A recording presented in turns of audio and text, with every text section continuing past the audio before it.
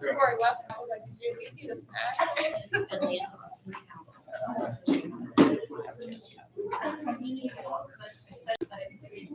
Yeah.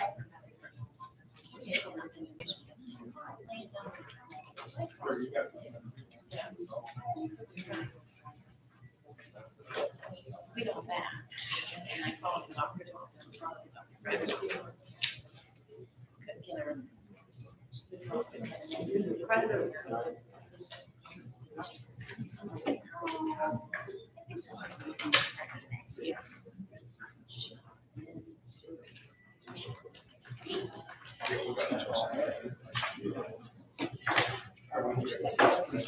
Mark, did you get that picture I sent you, the edited version? No. You know What's the that? picture? What's that? And then you get that. Yes, yes, I did. Isn't that awesome? You should use that as your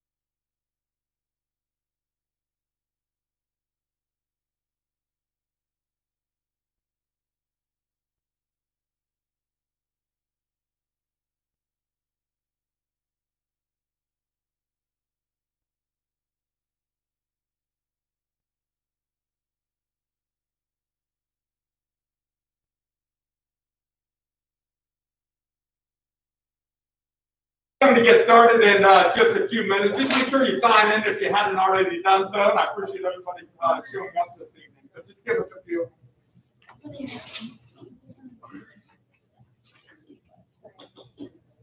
wow. I don't know.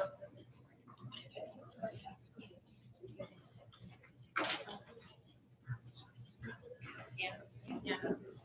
I know. I just never know when that.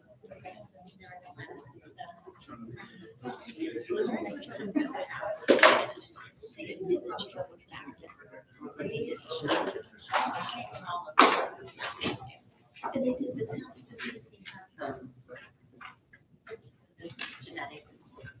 Like, it didn't.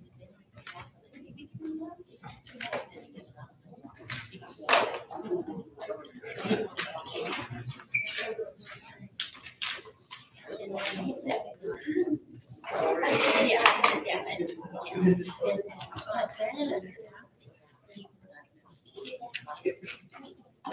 And I, in my research, now,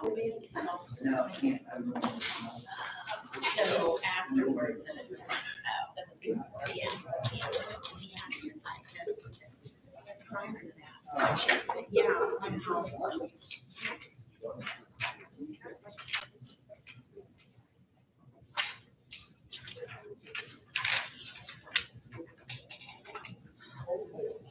Really?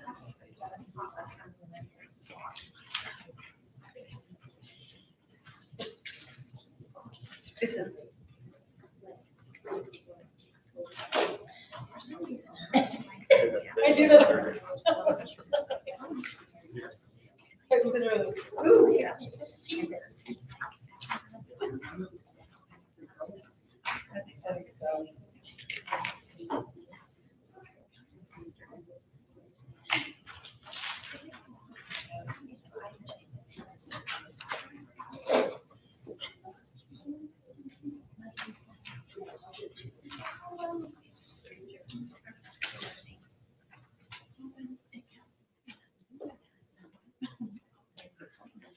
When does it become something you work with? Because I keep hearing, oh, maybe no. So I'm trying to get that into me.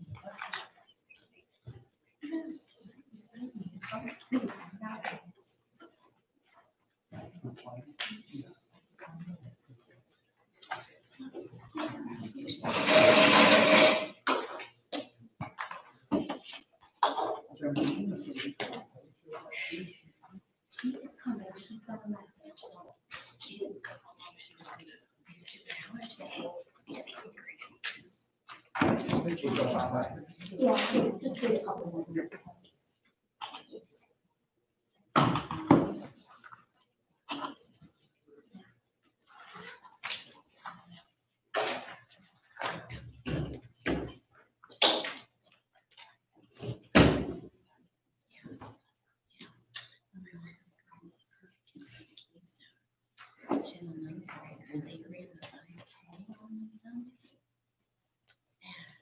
She, now she's, she said she's out.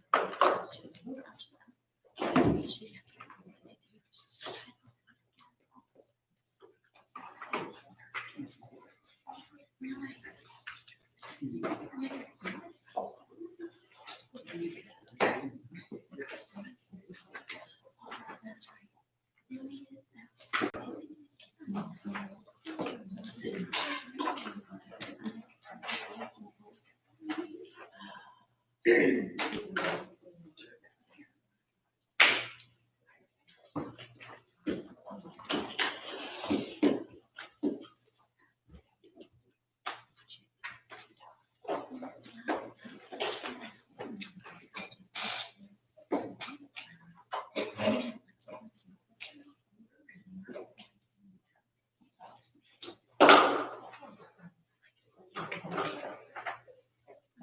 that's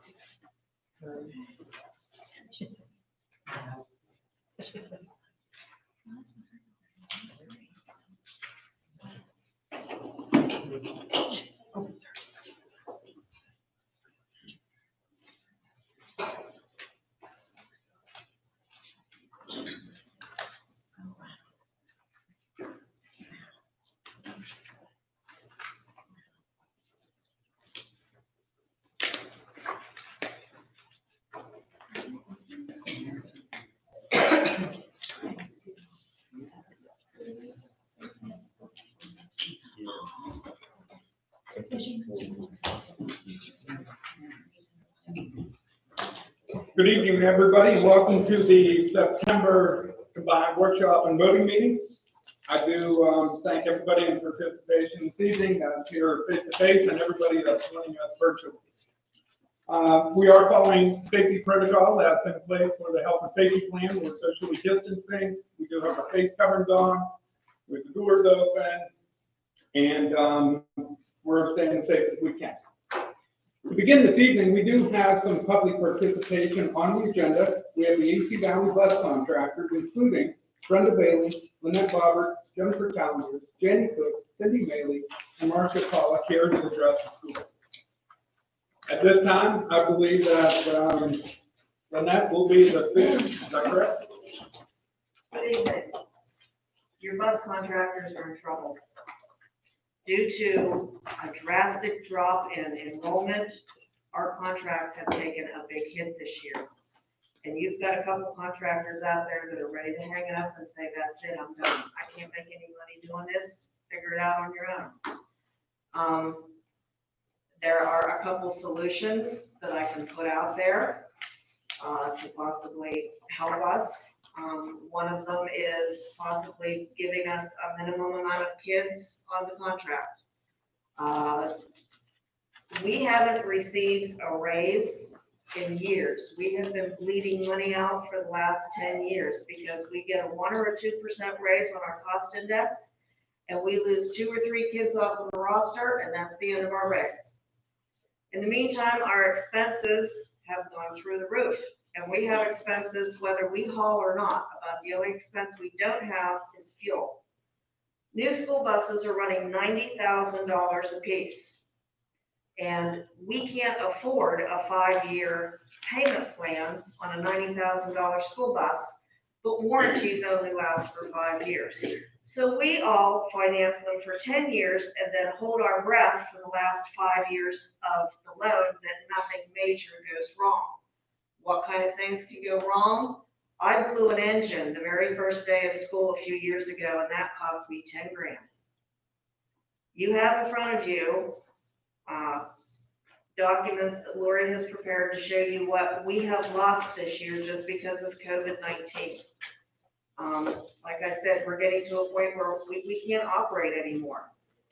Something else we would like to see is possibly guaranteed days on our contracts. The way our contracts are now written, we get paid X amount of dollars if we drive.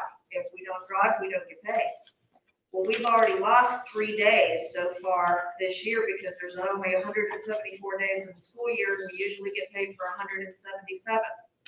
They are now talking that the first 5 days of snow days are going to be made up digitally, which means we won't be transporting kids for possibly 5 days.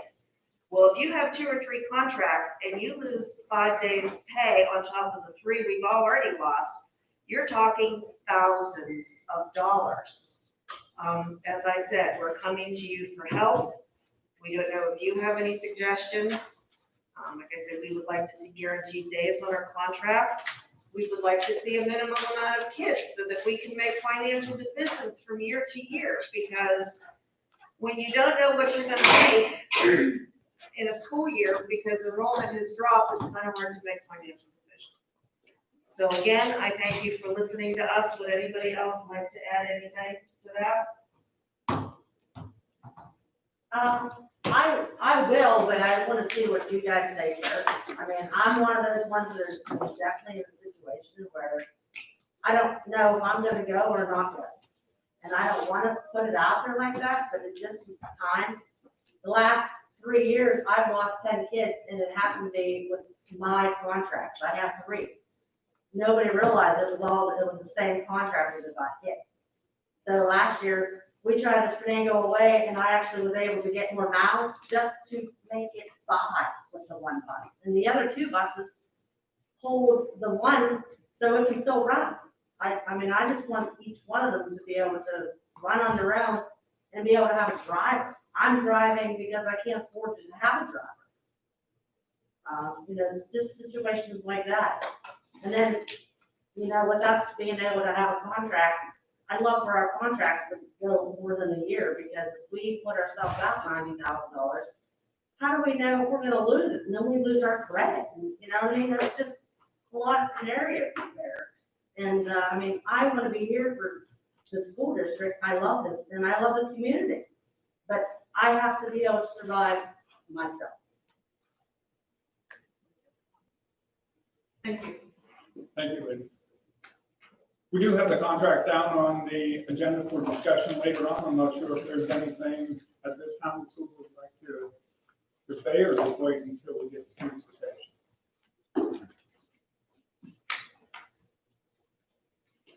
We'll bring it up throughout the evening again. With that being said, we do have a number of other outside guests here this evening, and this is time for public participation. So if anybody would like to address the school board who's not on the agenda at this time, we'll turn the floor over to you.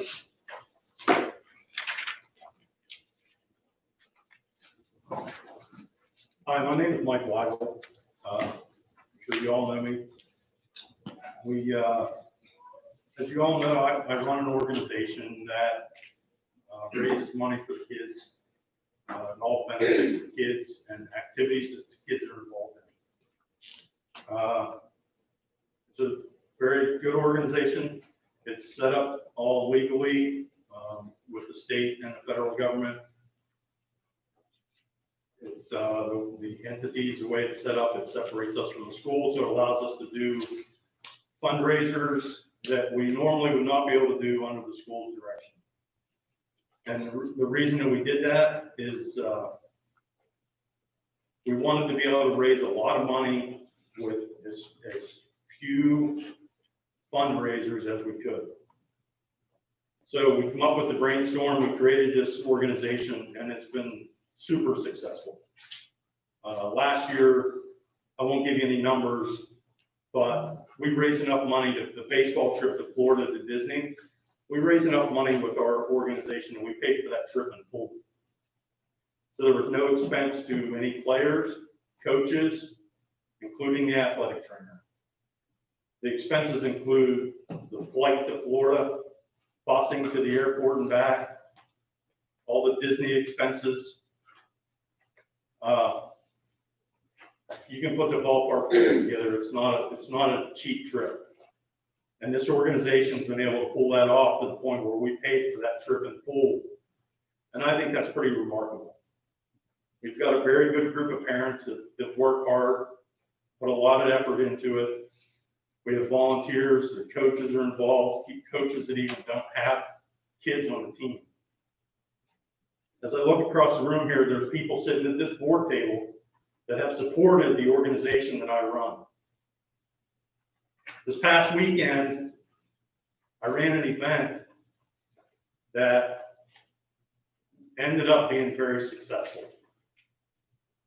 My reason for being here tonight is I have reason to believe that somebody sitting at this board table turned my organization, our organization, turned it into the state health inspector, which in turn got turned into the state LCP or LCB board. I spent the better part of last week dealing with state police officers out of the LCB so that I could do a fundraiser for our kids.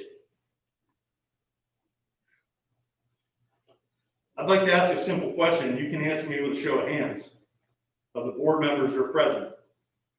That if you have a problem with the organization we're running, I'd like to see a show of hands if you guys have a problem. I see no hands. I'd like to know if somebody sitting at this table turned us in.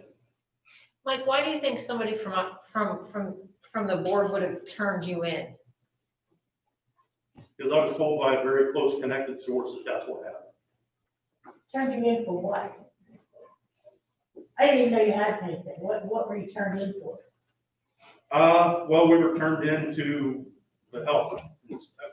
Actually, if you want to get technical about it, the Allegheny Grill as a business was turned in because they were hosting the event. Okay. So Dewey and Jim. So what were they turned in for? I don't know the specifics of what the complaint was. Okay. But it was a wine tasting event is what it was. So that's why the LCB got involved. So Were there too many people or? I think COVID capacity was part of the complaint, although we were underneath the 25% capacity.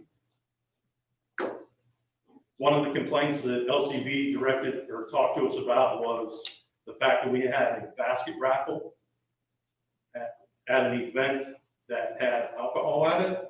right, you can't do that. I mean, you can't have, you also can't have alcoholic raffle baskets either, but nobody ever gets in trouble for that. That's- Do you know what I'm saying? Like, I mean, I know that you can't do it, but, Really? I didn't know that. no, oh, no, you can't have like, you can't have like barrel of booze. See, the We better could go Yes. to Augsburg to the winery and have them donate a wine basket, and put it in a basket with 2 liquid. Yeah, it is. We've all done it. Oh, I do it all the Everyone. time. I hear. I've donated them, I've won them. Okay. But I think it's pretty low that somebody would do that to an organization that's doing nothing but helping our kids. And coaches and employees at the school, the athletic trainer. Anybody have any questions? Yeah, I do. If you're making accusations, who do you think called? Because I don't appreciate you coming in and making accusations to board members who volunteer their time to do the best that we can for our kids. And you make accusations saying that we're trying to undermine you. So if you're not willing to speak a name, then I say you're I'll done. speak the name, Jen, I think it was you. Well, I can tell you what, I was in Ohio, ask your son, he knows where Abby and I were at, and I was working all day at my own business. I did not come. Okay. I can tell you for That's a not what I was fact. told last night. Well, I don't know who told you that, but you can ask about, I don't know, 1,500 people that I was working with on The call Saturday didn't- night. The call didn't happen this weekend. The The call was turned in a while back. I We didn't got find out called- until We Saturday got that, called last week about it. I didn't find out till Saturday that you guys were having it. I knew nothing about it. I knew nothing about it until I received a text message to say, hey, this email was sent out that it's being moved to Reminisce, and people were not supposed to make that a public knowledge. Until Saturday, when I was at work, at my own event with my business, I didn't know anything about it. Okay, So you could have contacted me directly to talk with me. so why you sent me a Facebook friend request yesterday morning? No, I sent you and your wife a Facebook friend request because I thought our kids are dating. Maybe it might be a good thing if we talk to each other once in a while. That's why I sent the Facebook friend request. And I would appreciate a little more respect than you coming in here and accusing us if you can't reach out to me directly. Because I heard you were gonna come in here and say that it was me. I knew nothing about your event until Saturday night. What's funny, your daughter's the one that told my son that you're the one that turned this in.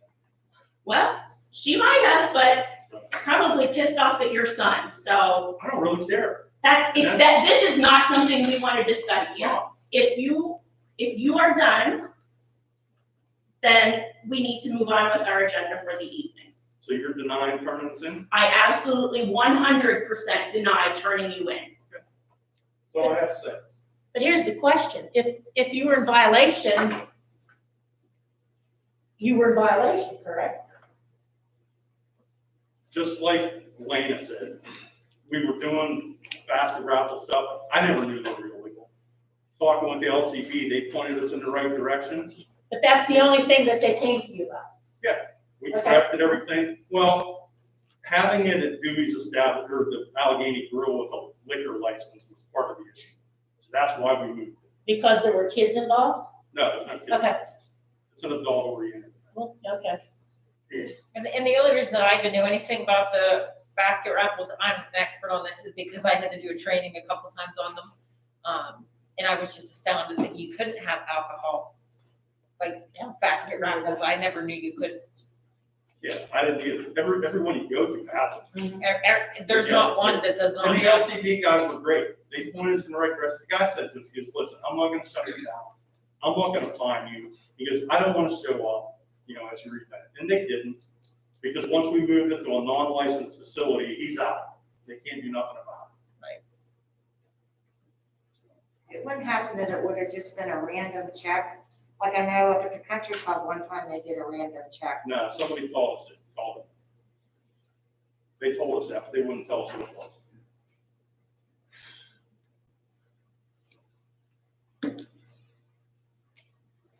Are there anybody else that would like to address the school board? Yeah, Patrick Bauer, most of you probably know me.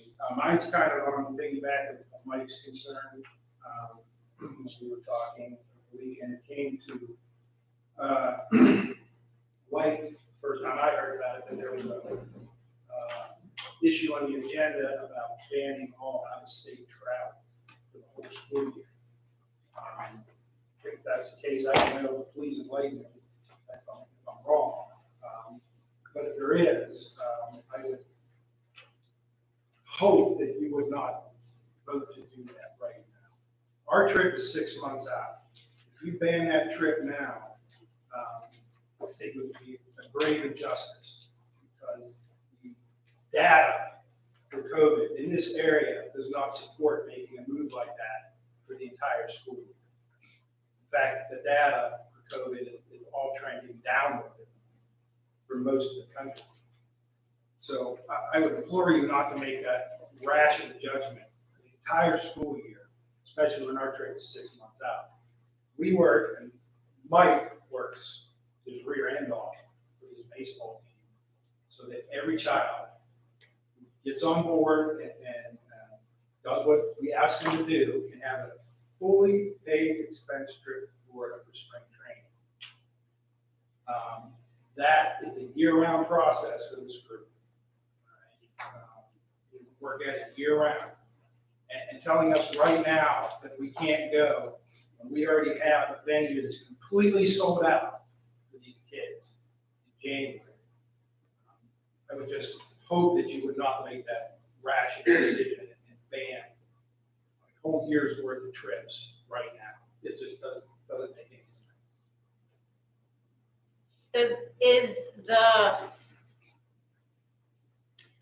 What's the place you guys go to? The ESPN World of, Walt Disney World, I understand. what is it? Like growth. It's Walt Disney, Walt Disney. Is that open yet? I know some of, is it Disney World of Land? I don't know. One world of sport. It's changed, Cal Ripken, it's part of Cal Ripken now, so Uh-huh. that means all their content. It doesn't necessarily have to be Right, Walt Disney. right, but is it open? Because I know Florida's still having a lot of Currently, high the numbers. ESPN Sports Zone at Disney World is closed because the NBA is there. That's where the NBA is playing all their games. Really? Yes. So the NBA has 2 Disney resorts completely full and the ESPN Sports Zone. Because the NBA and ESPN are in bed together with a contract, and ESPN is owned by Disney. Their website says they're closed until further notice. Yeah, the ESPN is not open. The rest of the Disney parks are. So when the NBA season is done, which will be what? Next week. A couple of weeks. Their championship's being played right now, right? Oh, they're behind. Okay. It's only the semifinals. So it'll be another 2-3 weeks, I'd say. So what I'm getting at is there more than likely will be a facility for us to go to take our kids to spring training. And we just ask that you not ban that right now, today, for something that's 6 months down the road. That's all I have. If anybody has any questions. But we do have a motion down on the agenda to discuss out-of-state travel, and we do understand where you're coming from.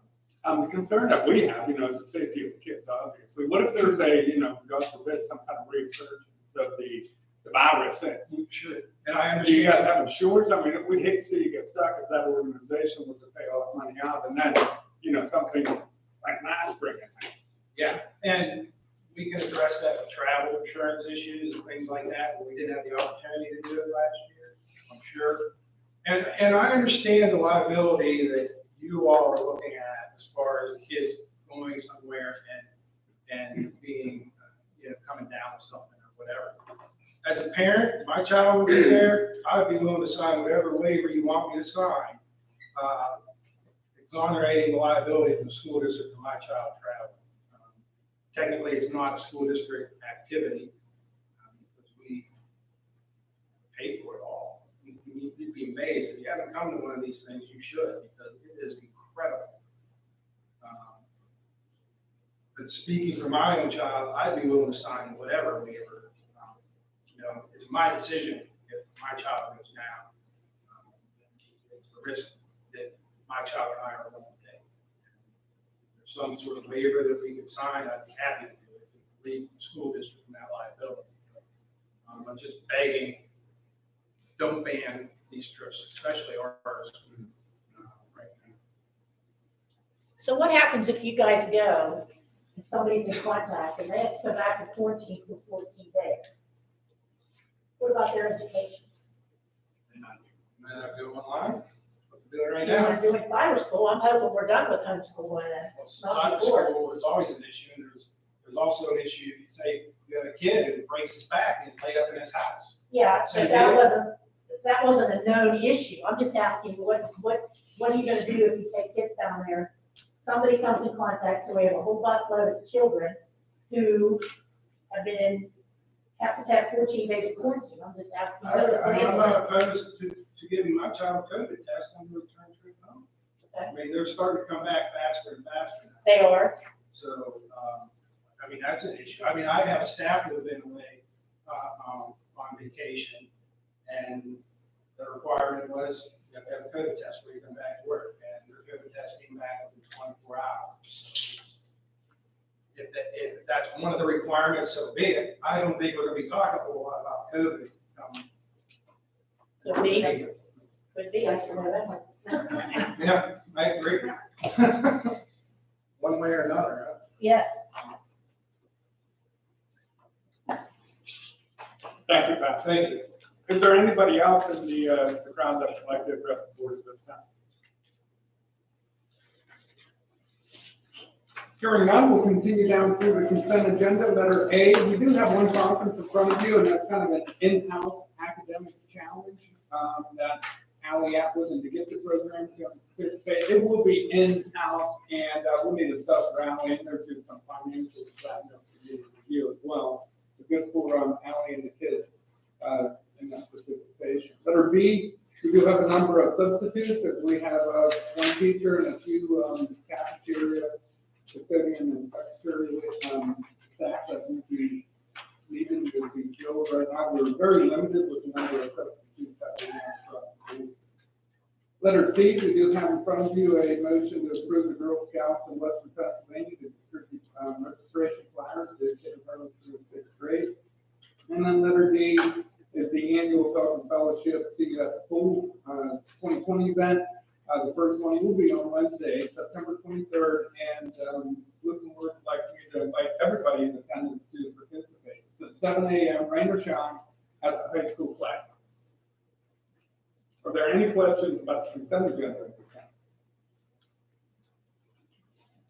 Hearing that, I'll move down into finance and purchase, and at this time, we'll move down to letter G, and we do have Grant Rocha here with the cafeteria. Grant, here you have. So in the package that I provided you, I September and October spending practice month on print for you, so you can. We switched over to the seamless summer option first week, which allowed us to provide free meals to the entire district breakfast and lunch for our on-site and our business learners. So I put in the packet 2 letters that we sent out to the families. We sent the first initial letter on September 9th, letting them know about the program and that we were waiting for the waivers to be approved and that the district had filed those waivers at that time. And then September 15th letter, which is a follow-up with the families so they did understand the program a little bit better. I think there might have been a little bit of confusion with the normal national school lunch program and this program, so we wanted to reiterate with our families what that was. I attached as well the return to school meal service and COVID-19 considerations. I wanted to attach this because today we got both our high school and our elementary Department of Health inspections today. And she said that we were following everything to a T. There was no findings with everything that we're doing and that we've changed. She was actually for a very short period of time, but she said it was going to finish this, she's sick when school starts. So we're meeting all the requirements of the Department of Health and PD at this time. And then behind both those, I gave you copies of both the facility inspection reports so that you can see that they both, we were in compliance and in for our first inspection. So we'll get another one in the spring, but I don't foresee any issues. Does anybody have any questions for me about the new program that we started for the families or for the kids that I can answer questions about? Good job. Thank you. Just to be clear, so our lunches and breakfasts are free until December 31st. As of right now, that's And you are encouraging people to fill out the free and reduced lunches form to see if that can continue for the rest of the year. correct. So the issue would be is a lot of our families think that it's free, so I don't want them to incur any debt after December 31st, that they should be a free or reduced meal recipient. So we were encouraging them to still fill that out, just so if they did receive possible benefits, they continued if the seamless summer option wasn't available after the holidays. But the more applications we fill out, the more eligible we are for the CEP program, which is the Community Eligibility Provision Program, which would be that we would feed our kids for free regardless of pandemic status or a household eligibility status. Are we close? I mean, are you? Right now we are, we're at 58%, we need to be at 60. So I'm waiting. I'm doing some things to bring with Michelle, I'm meeting with her October 28th, because that's when we send out our verification to our families. That's typically when the number drops, because we do have families that have to change in household income. So we will have a better number after October 28th. And we'll report that for the holidays. Any other questions for me? All right. Thank you, I appreciate it. Thank you. Thank you. On page 2, letter H, we are approving a donation from the Lutheran Life Chapter 696. I'll let Emily explain a little bit about the donation. Sally was chosen by the board at Woodman Life to receive $500 donation, and that money is to be put towards needs for the students for the upcoming school year. Woodman Life is a not-for-profit life insurance, and they give back to the community.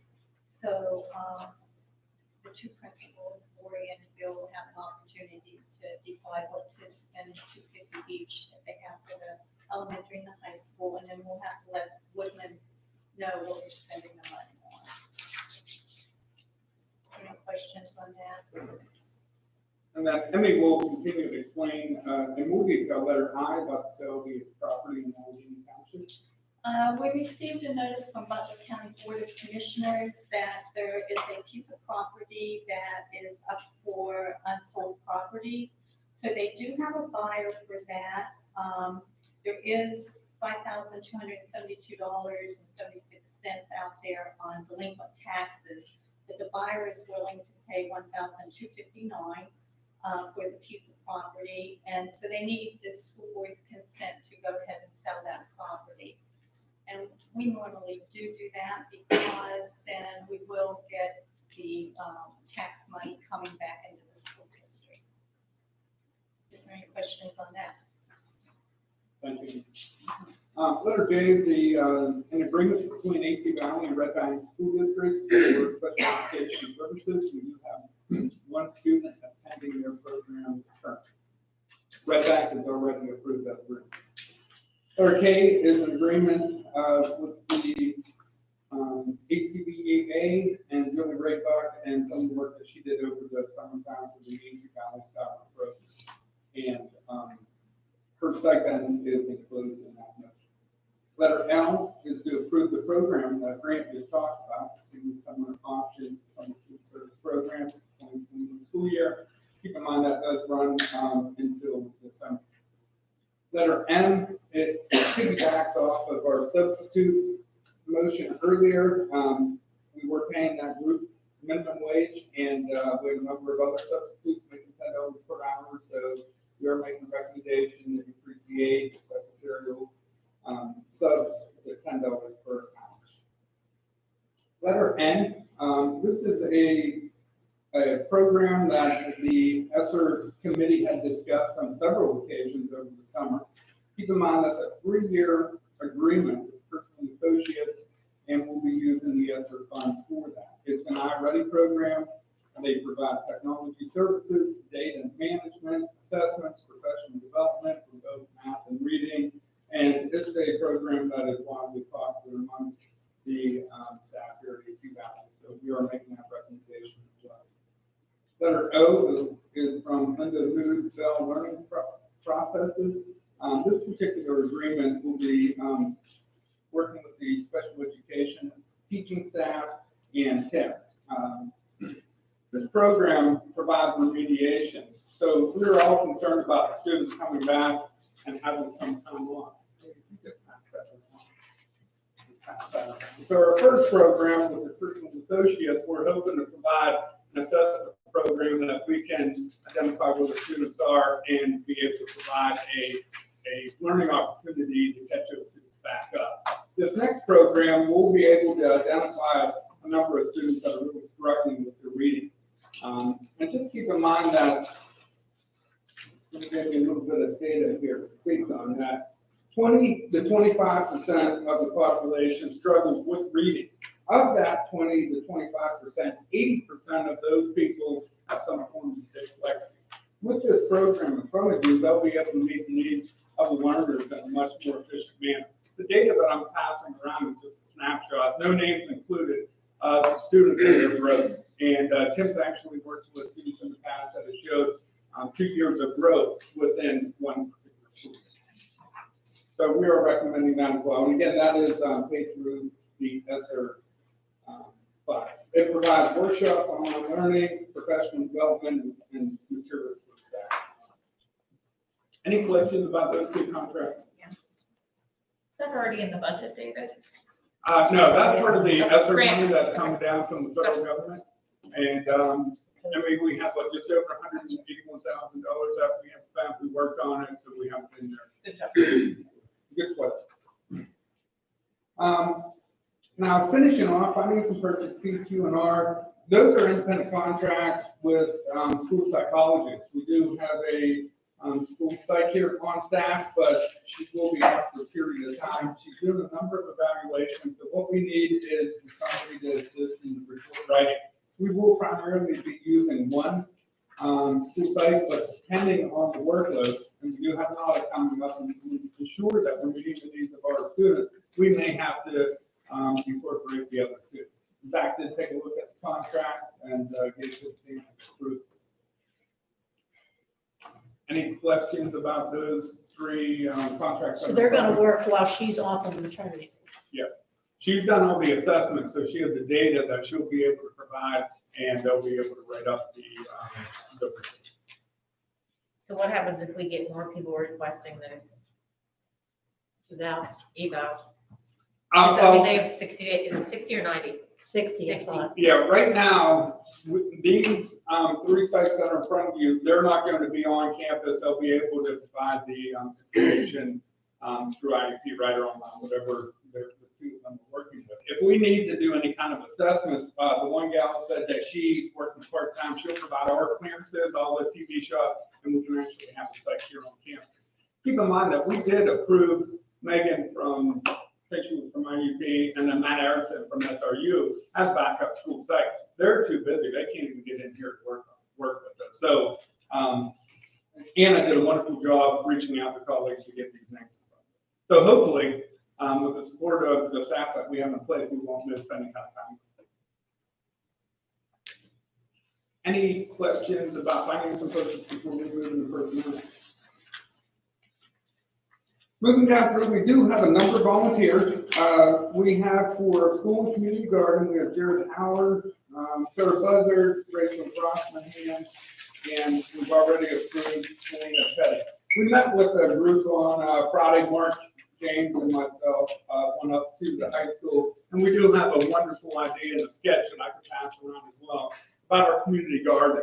And we'll be working with the homeschool population, a number of community members in the area. It's going to be a fantastic undertaking, and we have some staff here on campus that's willing to support that as well. And hopefully we could tie in the curriculum eventually. So that group will be working with the community garden. We have a number of other volunteers on for coaching. We have Bob Bowser for varsity football coach, Colin McDanny, varsity football, Stacy Fox, junior high and varsity cheerleading, Buddy Merlin for the varsity football team, Gavin Guntram for junior high football, John Dewey Irwin for JV varsity boys basketball, and then Mike Feigl to continue on as a volunteer coach for the baseball. Any questions about the volunteers that we have in front of us? Letter K, we do have a last chance agreement in front of the school board for approval with employee number 280. Letter M is a MOU with the ACV and the school district that's effective June 30th, 2017 to 2020 as attached. Yeah, that's it. Yeah, I missed that as well. That's just for this particular school year. Tammy, I'm sorry about that. I got caught up as I was reading down through there. This particular school year, and it's in conjunction with the distance learning program, this ensure that we're supporting our teaching staff because they are undertaking new and uncharted territory. With that being said, letter M goes along with that. That's a guardian code of conduct for the students and their parents to follow as far as our expectations for online learning and utilizing our technology. Kelly, do you want to bring up your piece now so that we can amend that as we need to here? I forget which piece you did. I had a couple, which one? Well, for the, for that, not the memorandum of understanding, but the distance learner, the code of conduct. piece. Oh, I'm sorry, the acceptable use policy. Right. Okay, that's, I think in there it says that we will offer them a chance to take the insurance. But I think we discussed at our tech meeting that we're going to ask that they do take the insurance if they're going to receive a new device. So that's under that head of conduct. Yeah, there was a piece in there that said that we would just, Well, actually, Jen, I think it was in the AUP that we got. So wouldn't that be under the policy? oh, that could be, yeah. I think it's I under was thinking we were Under- talking about this. No, I was piece. talking about under the policy. We have a piece in there that says we'll offer insurance, but we talked at the tech meeting that we're gonna ask or require. If they're getting a new device For that the they new need. device, yeah, Yes. correct. We can amend that policy once we get that. So Tim, we just make note and put it in the record that this is just for the 2021 school year, the MOU that I had referenced. And I do apologize. Sorry, Jen. That's okay. I had to think And then which one moving you're down talking through, about. we have a letter of retirement, letter O, that's from Carol Cropperman, and it's for the read specialist. And Carol, an absolute wonderful educator, and she will submit a formal letter of retirement, and she's hoping to retire before Christmas break. Are there any kind of additional comments with personnel before we move into instructions? So as David and I were looking at this letter from Carol Cotterman, which I was very sad to see, we talked about if we had her official letter, that we would try to start advertising for that early so that when she was ready to leave, we would have somebody ready to pick right up. So there was no delay in that. So, you know, we would either, I think that she would submit her letter for next month and then we could advertise, you know, starting next month in October. Because remember, our meetings for November and December are really close together because of the reorganizational meeting. So we want to make sure that we have enough time for them to do interviews and things, and then we can get the new person on the agenda to get them hired. When is she planning to retire? That last day, right before Christmas. Yeah, like December. Okay, so she's going out this first semester. Yeah, Okay. yeah. Because it doesn't say here, it just says her letter of intent, so I wasn't sure when she was actually planning. Yeah, I think that it was in her letter of intent, Okay, because I saw December 22nd I guess I somewhere. missed that when I read it. So, yeah. Okay, moving down through instructional services, we have the student numbers in front of you. Keep in mind, there's 344 students at the elementary, 263 at the high school. Out of those students, we do have 11 on AC Valley Cyber and 9 on AC Valley, 11 at the elementary, 9 at the high school, and then we have 15 students in the IU lab. Moving on to page 4. We do have a motion down here to consider a one-year moratorium on the city's projects beginning with the class of 2021. And we'll come back, I'm sure Mr. Jordan will talk a little bit further about that in his report.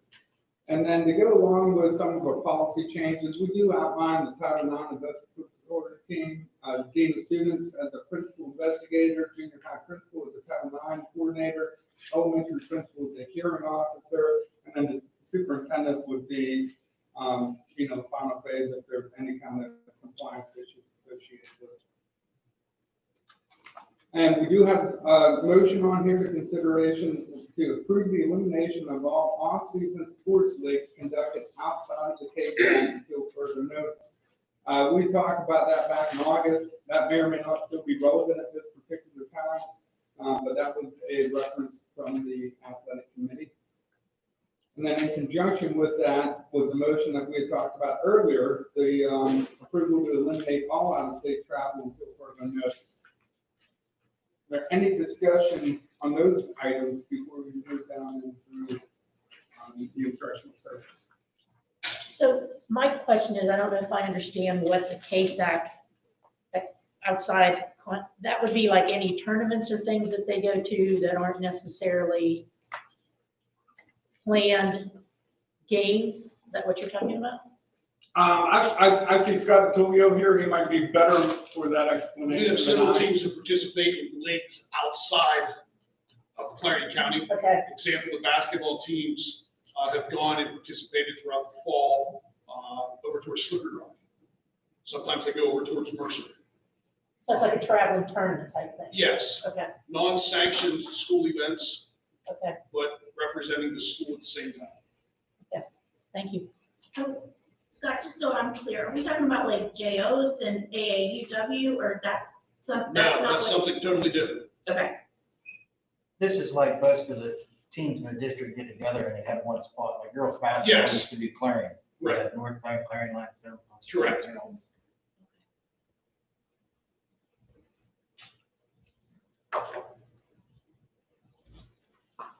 Moving down through, Emily will make a federal program report in a little bit, and just underneath the district report, we did submit the flexible instructional days. Lynette referenced that earlier. If approved, we could use up to 5 days per year as distance learning if we have inclement weather that would shut down the school district.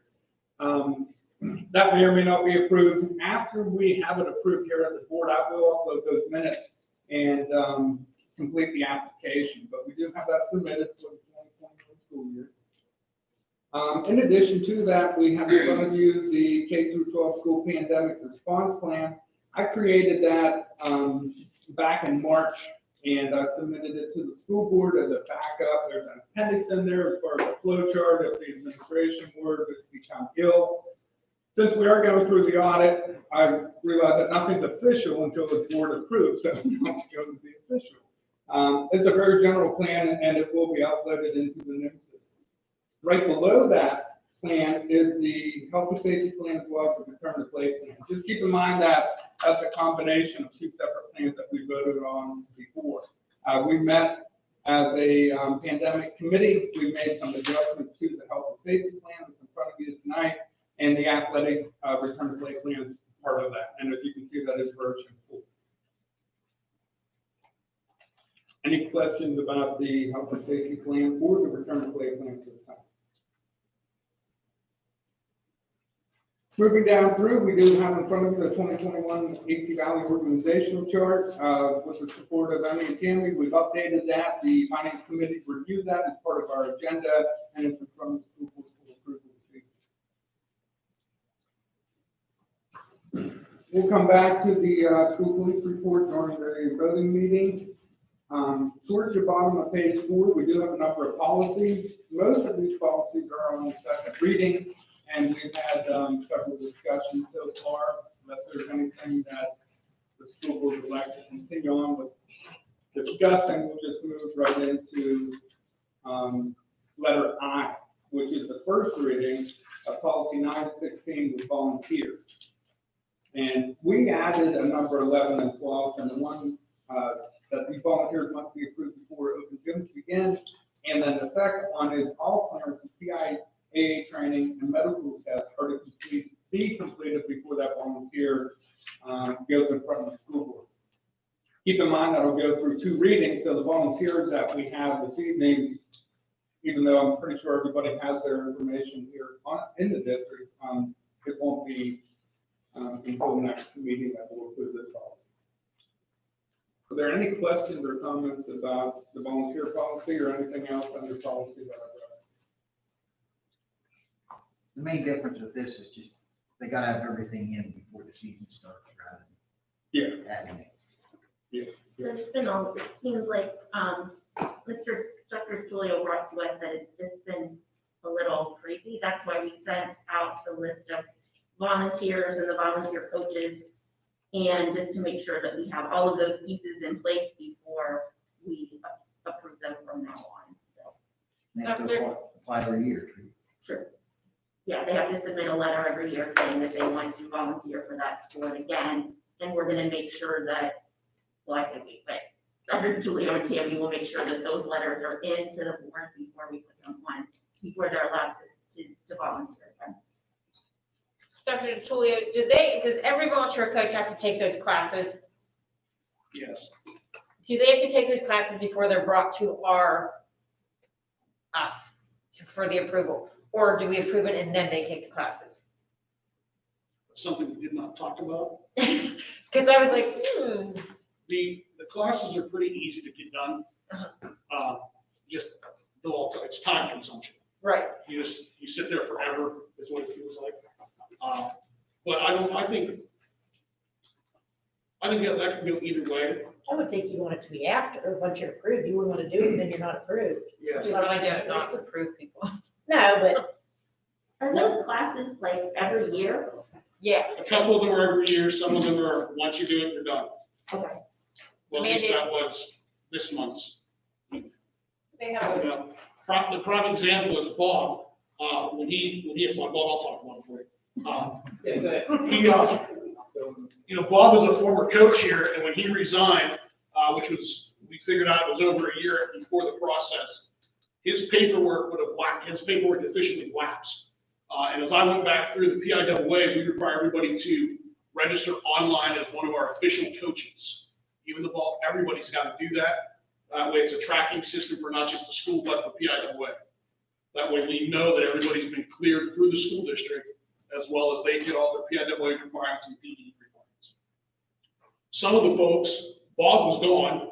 I have no idea where he went out of the system.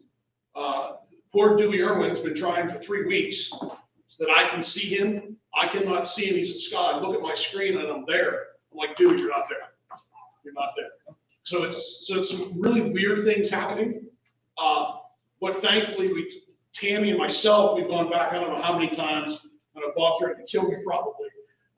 But we just finally got things caught up. Was that a nice statement? Is that why I say no comment? Yeah. But one day we said, Bob, you're good to go. The next day we said, Bob, you're not good to go. Then you were good to go. And then you're not good to go. But it was just a matter of that paperwork trail that seemed to be, in the past, I don't think the volunteers officially came to the board before a season ever started. I'm guessing that hypothetically, it seems as though Tammy has played catch up for the last several years. And then when I started on a year and a half ago, it was like, hey, we need to look at this. We've continued to do that catch up. But I think we're almost there, Tammy, if I'm not mistaken. Really close, anyhow. Did that answer your question?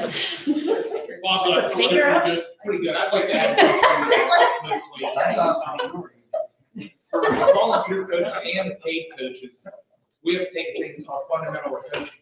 I believe it's $50, which $50 it is what it is, I get it. There is a way, as a school district, you can go through and enroll, so these coaches don't have to pay that. I mean, Union does it. I'm going through Union. I mean, I'm technically a AC Valley volunteer. I talked to Scott Kendall, and he's like, yeah, I can get you a password and everything else in my fundamental coaching, which is in somewhere. I mean, I've been a paid coach at AC Valley since 2011, I believe, up until last year, and I resigned. And I was still under the assumption that I was a volunteer coach last year because I did stuff with the golf team and everything, and that's either here or there. But what I'm saying is, we need to help these volunteer coaches out. I mean, even the regular coaches, you drive back and forth to all these practices and stuff, and then you get, we gotta do this, we gotta do that, and then you find out there is something available. We can do it free. And I think we need to look into that as a board, as a group, whatever, to help these guys out a little bit, you know? Yeah. Throw them just a little bit of a bone and say, hey, we got you, we're helping, you're doing all this for us, we'll do something for you. Yeah, we weren't aware about. And something else about it is wrote in there. The fundamental of the coaching has to be done 2 years after they are hired. As a volunteer, you shouldn't have to do it if you get rehired every year. That's another thing that maybe I'm dragging my feet because I just don't want to spend 50 bucks. I think maybe. How long is that course? Like, is it like is it a 5-hour course? I think it was like 6.5 hours. It's pain. You know, it's a pain. Yeah. Because you got to sit there and click, and it's like, I don't think everybody in here done a CPR course, anything before? Yeah. It's time. It hasn't changed in 6 years. You got to sit for 45 minutes. Same like Band-Aid Click, recorder. see little Andy run over here. It's a waste of time. It's useful information. PSSA. It really truly is. But it's somebody to say, hey, this is our program, and you have to do it. Scott, did you get a hold of Mr. Kendall and see what they're doing? Yeah, because I've not had any of that information come to me. Yeah, but take that into consideration of when you approve volunteers, of whether or not they have to have this paperwork in beforehand. If they have to have it in beforehand, they're paying before you guys approve them to be coaches. That's why I think they should do that afterwards, the test. Right. But when you go, like, when you do the, because I have to pay for all of mine, when you do like all the 33, 34s, all that. Do you pay for that, or is that clear, or is that free because you're When I volunteering? first came on as a baseball volunteer, I had to pay for all that out of my. It's not free for anybody now. I think they reduced the rate some for volunteers, So but everybody. all the backgrounds, the state Yeah. police, the fingerprinting. See, I thought it was the too. test, I had to pay for all that as a volunteer. The only thing you should have to pay for are your TV and your FBI things. Because I've done this for Girl Scouts, and I've done it for work, and I've done it for here as a band booster.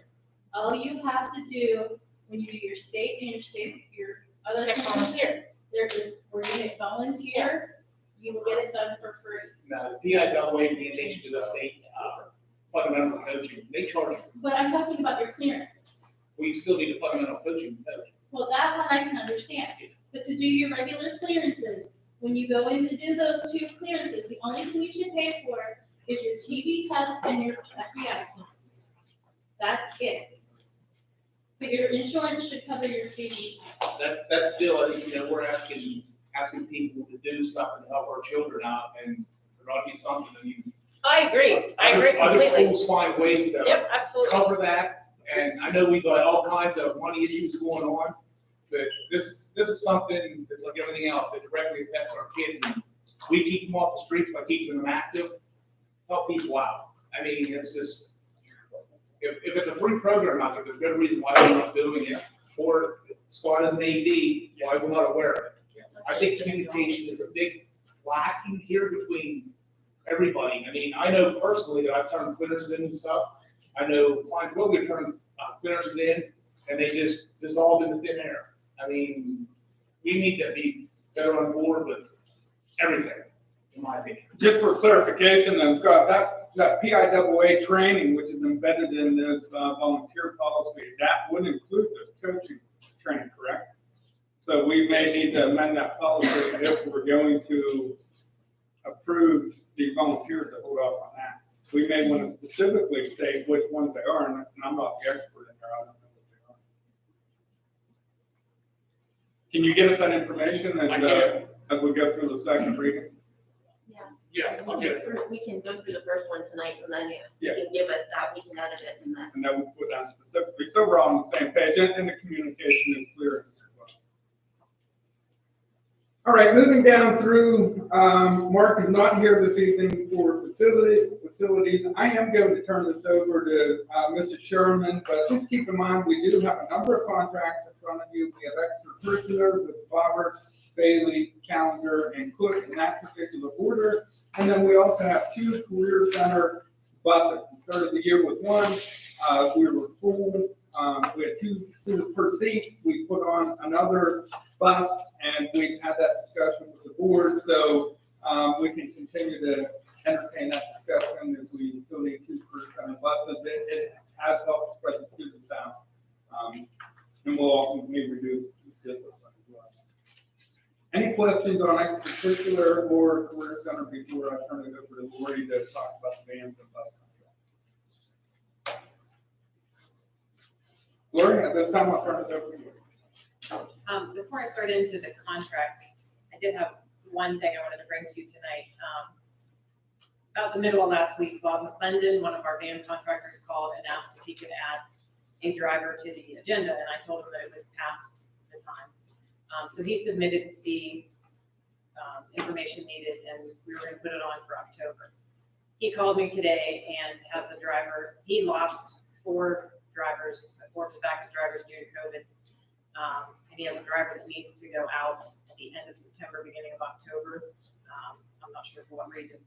And he has no backups. So he was wondering if we could either approve tonight to allow this person that he submitted. That person did come in at 2:30 today, sort of emergency, so that I could do his interview and have him sign off on the handbook. I had Jody check the packet to make sure that there was nothing missing, all his clearances, fingerprints, all of that. It's a complete packet. He has had his interview with me.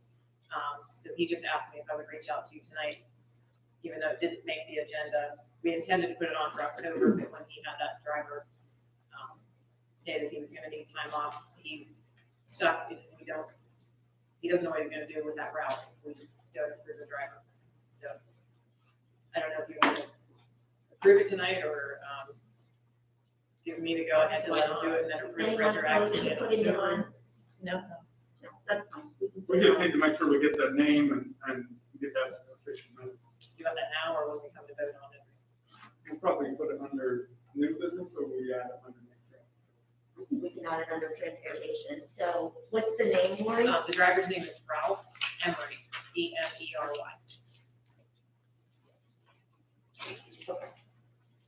And that would be for like London transport.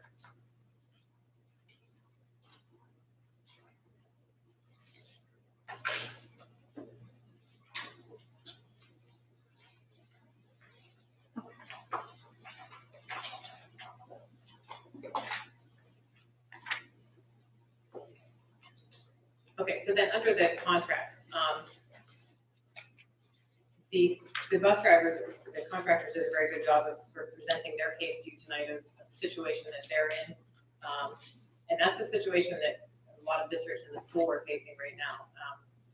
Getting drivers is nearly impossible. I know they've all reached out, tried to get substitute drivers, backup drivers, and there just aren't any out there. You know, Scott's in a pinch with extracurriculars because we've lost most of our backup drivers. I have done some calling around to see if we can even get some help with extracurriculars that need to leave during the day, because that's going to be a pinch for us once junior high basketball starts. And every place you call, you know, they have that same kind of, it's hard to find drivers. Some places are willing to help out, but it's limited. The contracts that I gave to you for 2021 are the contracts done as the state auditors said that I had to do them with the limited numbers, because we won't be reimbursed for anybody who is not physically coming to our campus. So distance learners, cyber school, I can't add them to that state formula. I can add students who are attending, but are being driven by parents or are driving themselves because they are physically coming to campus, and there's the potential they could need transport if their current method fails to get them here to school. But that still did reduce their numbers. So in addition to running their contracts, I ran just that second page of the contract, which is the comp sheet. And I believe Tammy sent you a copy of that. It had the highlighted numbers. So the numbers that I highlighted under allowance for mileage, the contract for this year was 174, because that's the actual number of days they'll transport. And so these pages were pre-COVID. Pre-COVID, they would have had 177 days. So I changed that day. And then for each of them on the allowance for utilized passenger capacity, I put what their numbers would be if all of our distance learners and cyber school kids came back. So that would have been their pre-COVID contract. And then Jody put it into a spreadsheet for you so that you could see the difference in what their contract reads that I presented to you, and then what their contract would have been if COVID hadn't happened. So then what Lynette was saying is that one of the things they would do is guarantee their days. So we could guarantee the 177. As far as the snow days, we probably would have, once we had agreed on those 177 contracts in the past, I don't think we took days away. Like when we had the water, did we take your 5 days off? No, because we had to make those days up. That you applied for emergency days and it was declined. But That's right. what's different this year is you can make snow days up digitally. Yeah, if we get that approval, we would get them up digitally. So that means we So, would yeah, transport it. that could for 5 eliminate days. some days, but we would have to go back and redo contracts to eliminate those days, because the contract I put before you had 174 days. So what she's saying is if we use those 5 snow days, would we reduce their contract to 169? Because of the snow days and not attending school. That would have been a board decision as well. So assuming a normal year, we have 177 days. So I think that's one of the things that they're saying is if we could just guarantee that 177 year to year. And then under number of pupils, like I said, that second column has how many pupils they would have had if we hadn't had COVID. Lynette's suggestion was that we give them a standard number of guaranteed pupils. I don't know what number you would want to make that, but if you did that, that second highlighted number is where you could put in numbers to see how that affects the contract. You know, so whatever number you wanted to choose for there. The maximum number you could choose would be 72, because a bus can't hold more than 72 people, so. We don't have any buses currently that have 72 on the roster, I believe. Bus 6 might have the highest roster, and that was at 64. I think it was pre-COVID. So I guess that's where I kind of need direction from you, if we are not going to go with the contracts that were created as per the formula. I would just need direction on how I am to adjust those contracts before they sign anything. They have not signed any contracts yet. That graph that you pulled up, this one, can I look at that? Sure. I'm trying to find it, wait, I can't find it. That's the one, Jenny. Yeah, I can't decide. Yeah, I can't find it, thank you. It was inside, was it? Download it, then you can rotate it. That's right. So Lori, in the past, we had a contract for 177 days. Correct. Even if we had snow days, the contract says they're paid for 177 days, so we didn't take 5 days off. Because we had to make Right, them but like up. as Lynette just said, Oh, they okay. make them up. We always had to make them up before. Actually, our written contracts don't list the number of days we drive. Our contracts say if we drive, we are paid X amount of dollars. Nowhere in our verbal contract does it say we are getting paid X amount of dollars for X amount of days. So that's why we have a concern. Brenda Brinker, it was a few years ago, we did get approved for a couple emergency days because we had windstorms, trees down, they closed down school. Brenda Brinker applied for emergency days, and every contractor in the school district lost 2 days because it's not actually written in our contract. It's on the computation sheet, but it's not in our contract how many days we drive.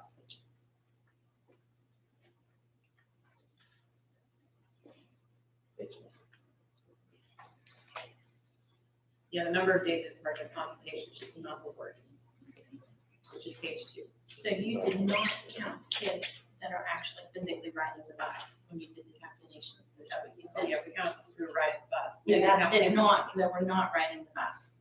No, ones that We're aren't. not counting physically. distance Yeah. learners or cyber. Okay, well, once the parents are driving, when the kids They are. are counted. She They can are count counted. those because they could possibly Okay, be the same. okay, Anybody who physically is coming to campus can be counted. okay. And we can assign a bus or van to every student in AC Valley School District because we have what's called a hazardous route. There's not a safe way to walk on Route 58 to our school, which basically eliminates walking to our school safely at all. So because of that hazardous route letter that was granted, I think in 1975, we are allowed to assign every student a bus or a van. So everybody in the district has either a bus or a van assigned to them. My daughter, for instance, has been assigned to a van since kindergarten. She's never once ridden one, but I can assign her to that. Now, the difference with vans is they get paid per mile, so the number of students doesn't affect them. It's the number of miles for the vans, and that changes very frequently depending on if students are in placement or students move in or out of the district. But the van drivers have taken a hit as well. You know, I have one contractor who's lost 3 routes, another one who lost 1. Bob has lost 4 drivers because of COVID. So they're feeling the pain as well.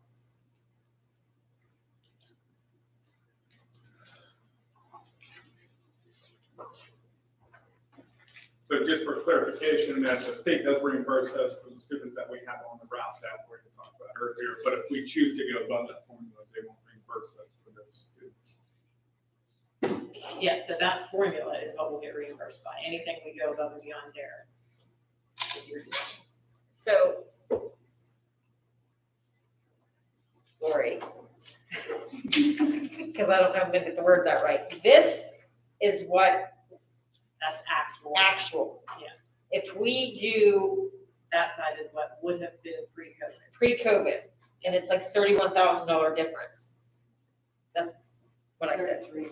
So if those students come back, Yeah, I was just gonna say the same thing. if those students come back, they get added to these bus rosters. Yes.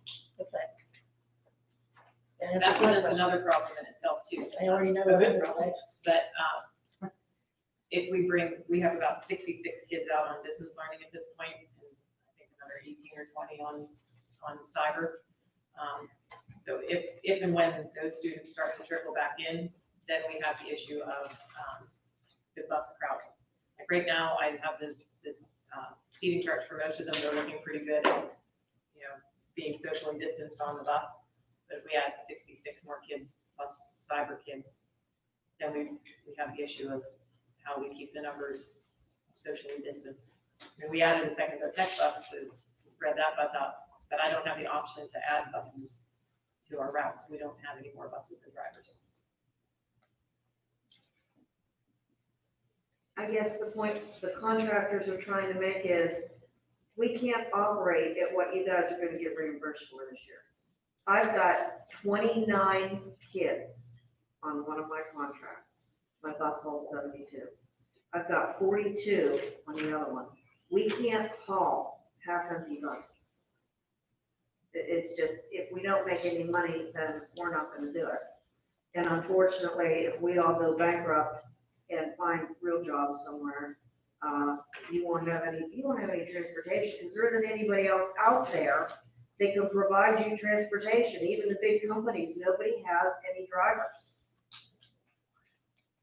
Yeah, I have also spoke to my bank that carries my loan out for my buses, and he's waiting honestly for a phone call to know what we're going to propose. You know, there's a lot of buses and a lot of contractors that are involved in it. I'm actually deferring my payment right now.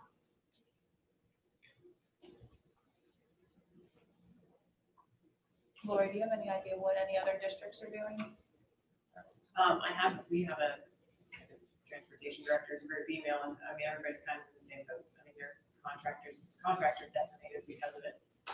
But nobody has told me a solution yet. But I think probably boards are deciding all over the place what to do. So did you by chance, I'm sure you probably didn't have time, but run the numbers for adding those kids back in that are on, that could possibly come back in? Yeah, I did do that. That's on the sheet. See, and there's a Well, $31,000. it's because I'm sideways here. $31,207 difference. Do you want to look at this, Jimmy? I got it, never mind. Do you want me to hand sanitize this for?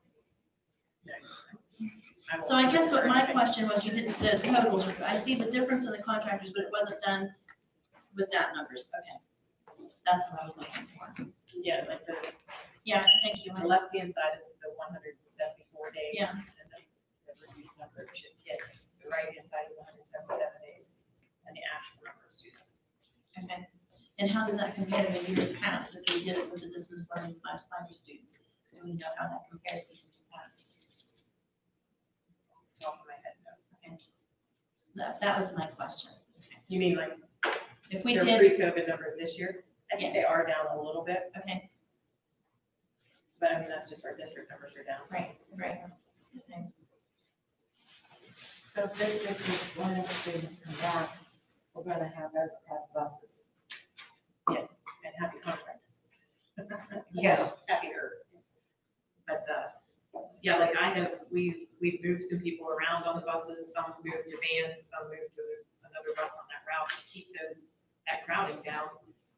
But like as these kids, we've had a lot of kids come back already, and so far, as I've reached out to drivers, you know, they've said, yeah, they still have room for them, but, if we get a whole lot more back, it's gonna start to get crowded. So if there's been some talk about not doing distance learning right now and having kids come back face to face. So if that is the case, then we're gonna need to find more contractors? Like, are the numbers to the point where we couldn't have the kid, like we would have kids that wouldn't have seats on buses? Not the way we're currently seating them, because we're doing one per seat unless they're from the same household. And then we have multiples in seats, but for instance, bus 6 would have 64 kids on her roster if we did pre-COVID numbers. And that's not gonna work out to one seat. Is there a good portion of those whose parents are self-transporting?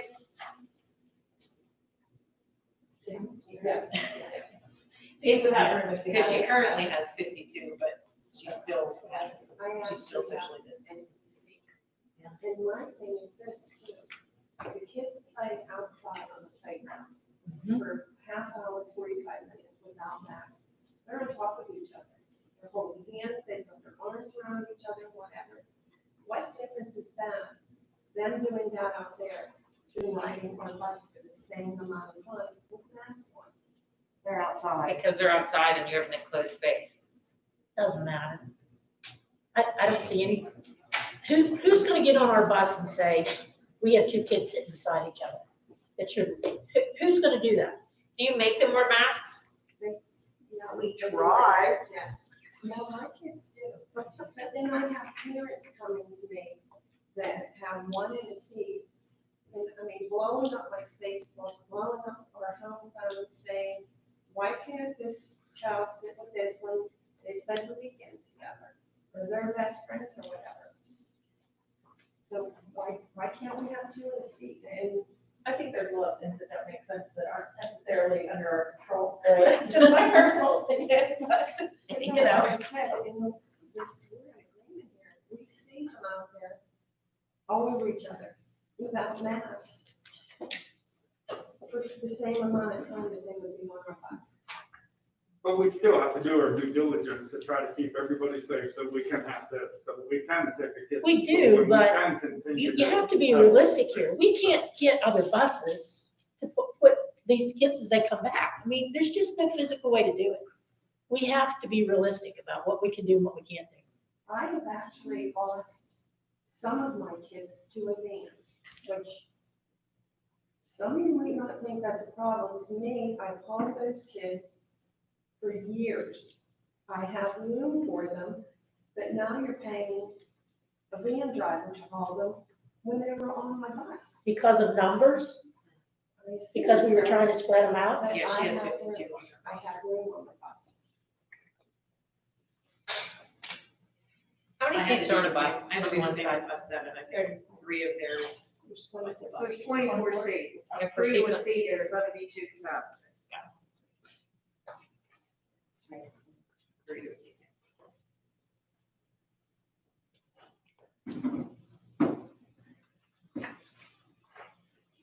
There's no easy answers.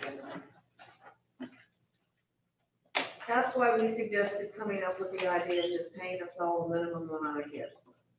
That way, our income is secured, we're not, contractors aren't fighting back and forth between each other because this kid is riding that bus and it should be on this bus. Depending on how many miles you have on your roster, on your contract, the average student, if we lose a student, it usually costs us somewhere between $200 and $300 a year per student. I will say that's one thing I wasn't able to estimate. Like I could tell you what their pre-COVID rosters would be, but adding some of those kids back could also add some additional miles, but there was no way for me to figure that out when I was doing that second column there. So those numbers could be a little bit higher depending. If it's a group stop, then that wouldn't change the mileage, but if it's a stop they have to physically drive to, it could change it a little bit. Well, I also thought that we changed the wording in the contract, because with like number 1, it says vehicle allowance. The basic allowance is $540 for 11 passengers and over, and 600 or 360 for 10 passenger and under. And for a 72 bus, it's 540. And then we go with the addition of like the year of the bus, between 1 and 6 years, $20. And I mean, a lot of us have new ones, so that's $1,440, which You gotta take that times cost index at the end of the year. well, right, but that, if we made that number with the basic allowance bigger and make it an actual 72 passengers, then we would be going to have that amount each year to know that we can pay our bills. I guess That doesn't formula, that matter. formula comes from us, that's the state's formula. That's the state's formula. If We you change guys it. get reimbursed. Yeah, that's what we. You guys can pay us however you Right, want. Jimmy, you can pay whatever you want, but I just Right. want you to understand it, like, that formula is the state formula, so anything we adjust on there is on us. And I guess what we're trying to say is the state formula is getting to the point where it doesn't work anymore. Because it's too low.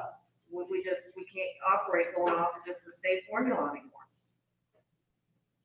And each year, usually in around January or February, we do have a group of transportation directors that have the email. We share with each other what our current contracts say for cost comparisons and to see, one way some of the others address that is they'll do the state formula plus a percent. And then the school district is responsible for that percent. A few of them have some other different ways. Some also do just the state formula like we do. There's a variety of different approaches to it.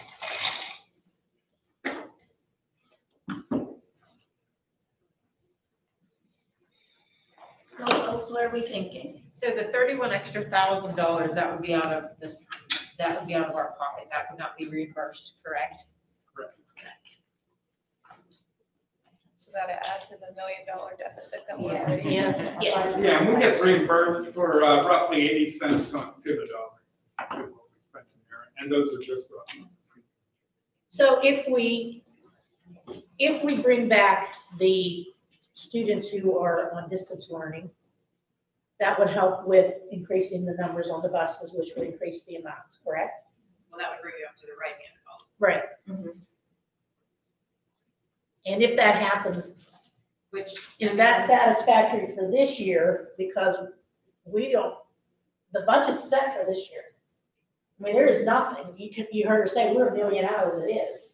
So what you're saying is if you're asking us if you went to a pre-COVID contract, which means we get all of our kids, we get all of our miles, we get 177 days, are we happy with that?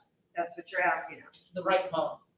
Which is Right, well, I haven't seen that. Yeah. So I don't know. the right column. Pre-COVID contract, are we happy with that? Gable?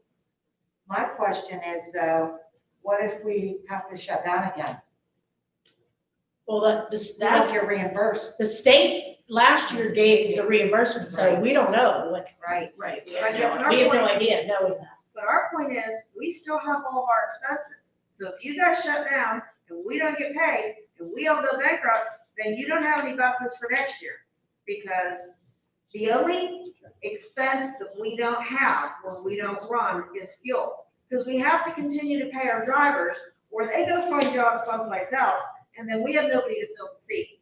And trust me, when I look at somebody and say, you're retired, do you want to be a bus driver? The usual response I get is laughter. Okay? And then you have, once you get somebody that maybe will think about it, then do they have clearances? Do they, will they pass their health exam? Then they have to go through 20 hours of training. And then they have to pass it's a great big mess just to get a driver in a seat, let alone finding one that's willing to do it. They're just not out there. I mean, we would have budgeted for the pre-COVID numbers. Because we would have done it all state formula increase. Well, then it would be any different. It wouldn't be any different for us then if we did it for the pre-COVID. I think bare minimum, we need to at least do that. Yeah. For right, until we figure out something. Right. Agreed. What are other folks thinking? The only concern I'd have with that is, just keep in mind, last year, when we did get shut down, there was Act 13 of 2020, where Governor Wolf shut us down, and nobody made less or more than what they did before the shutdown. We don't know what this school year looks like if we were to do a hybrid or we have to go completely remote. That could impact the number of days, obviously. So you got to remember, if you commit to 170 and we're only here 80, we're paying those additional days. But then we don't have any buses Correct. next year. So, I mean, like, we don't have, And we've already budgeted for it for this year. yeah, It's we already. don't in have there. a choice. How many million In we're my out, opinion. so. We budgeted for it this year, but was that with the state reimbursement as well? Yes, Okay. which would be included in this 177. I mean, this isn't a fix, this is a Band-Aid. We Yeah, still have to continue looking at this for the future. for next year, but Right. And that may be something that we pull a small group of board members together, or the finance committee looks at that, we can talk And, about and that. maybe Lauren can get some direction from some other schools, and maybe what they have decided to do. Yeah, yeah, but we can't not remember to come back and look at this. so, I'm sorry. Go ahead, Kelly. I was just gonna say, you didn't really answer the question. Well, I turned to the other ones to see what the proposals were. Well, I don't even know what the payment is, like how many. Well, it would have been what, Yeah. We don't know how many kids we have. We don't Yeah. have these. so you don't have your contracts yet. No. Now, is that, which one is that? Is that the pre-COVID or, The one on the right is the pre-COVID. so you gave her what I'm looking at? Yes. The left-hand side is your current contract, and the right-hand side is what they would have been. So the right-hand side is what would have been a normal year, what you would be making.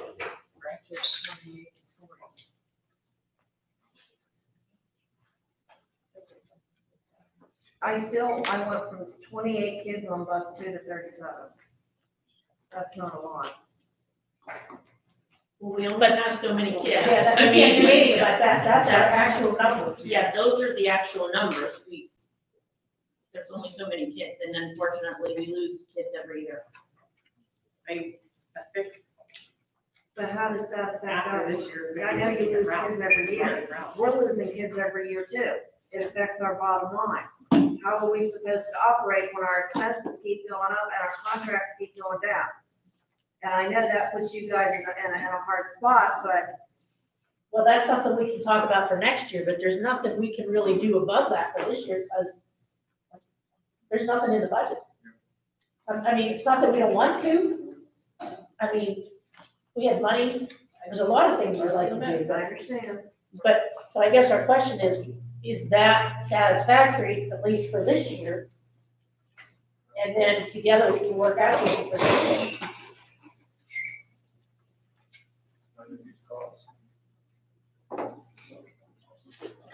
I And again, say the miles don't get there because I didn't have a way to figure that out. that doesn't include mileage if you lost mileage.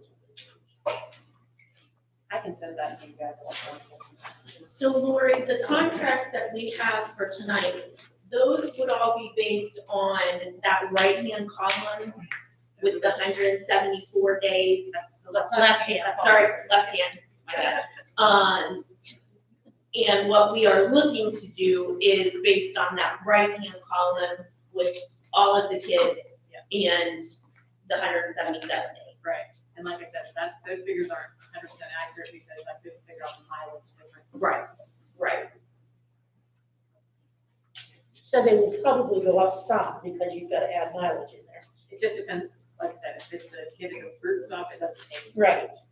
But, you know, if it's a kid that's located somewhere randomly, then it could change the mileage a bit. But it's not gonna be, I mean, it's not gonna be a huge difference, and, you know. No, I mean, we're not talking like $10,000. Right. Might up a little bit. So folks, what's everybody thinking? Do we want to then go ahead and do that to put what's in that right-hand column into those contracts? Yes. Yes. Yes, everybody's in agreement with that to give them those, our full number of kids and the 177 days. Okay, and so then what do we need to do with, should we? So I'm just all the trying to think of contracts what you we gave would us do need to be redone. You know, do we advise?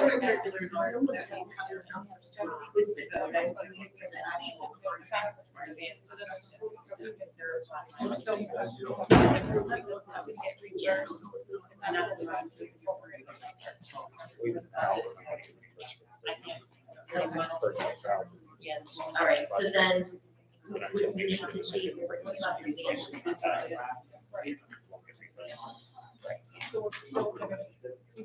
Right, and that would be in October, then we then do that. to keep. Now, what about the van? Because we're not, the state's not gonna reimburse it. Yeah. They're okay. If they're just based on Because that. originally we were. Mileage. Because what we budgeted. So that's not gonna change regardless. Right. They were paying all of the. And then, so we're talking about, just letters like P through U. Is that what we're talking about tabling? The extracurriculars we don't have to I mean, do. there's still gonna be side. We don't have to do that? Right. Okay. So, yeah, I mean. She said it won't I affect get it, us. but we're still gonna have to, whatever we pass outside the side, we're still gonna have to work. So we could do the van, You know, it's we not- could do the extracurriculars, we could do the Mayor Center, we could do the van. And then, so those, it would be P through Q, right? Q, we would do the table. Okay, so folks, so here's our thoughts in terms of what we would need to do in order to change those contracts. So under the transportation piece of the agenda, we would need to table items P through Q. U, sorry, my bad. P through U, having a hell of a time tonight. And we would table that until October so that they could adjust all of those contracts, or could adjust all of those contracts and get all of those with the correct numbers in them. And then we would approve them to be retroactive to the beginning of the year. Okay, where's that on here? We don't need to do the clear center, she said. Those are paid per day. Oh, okay.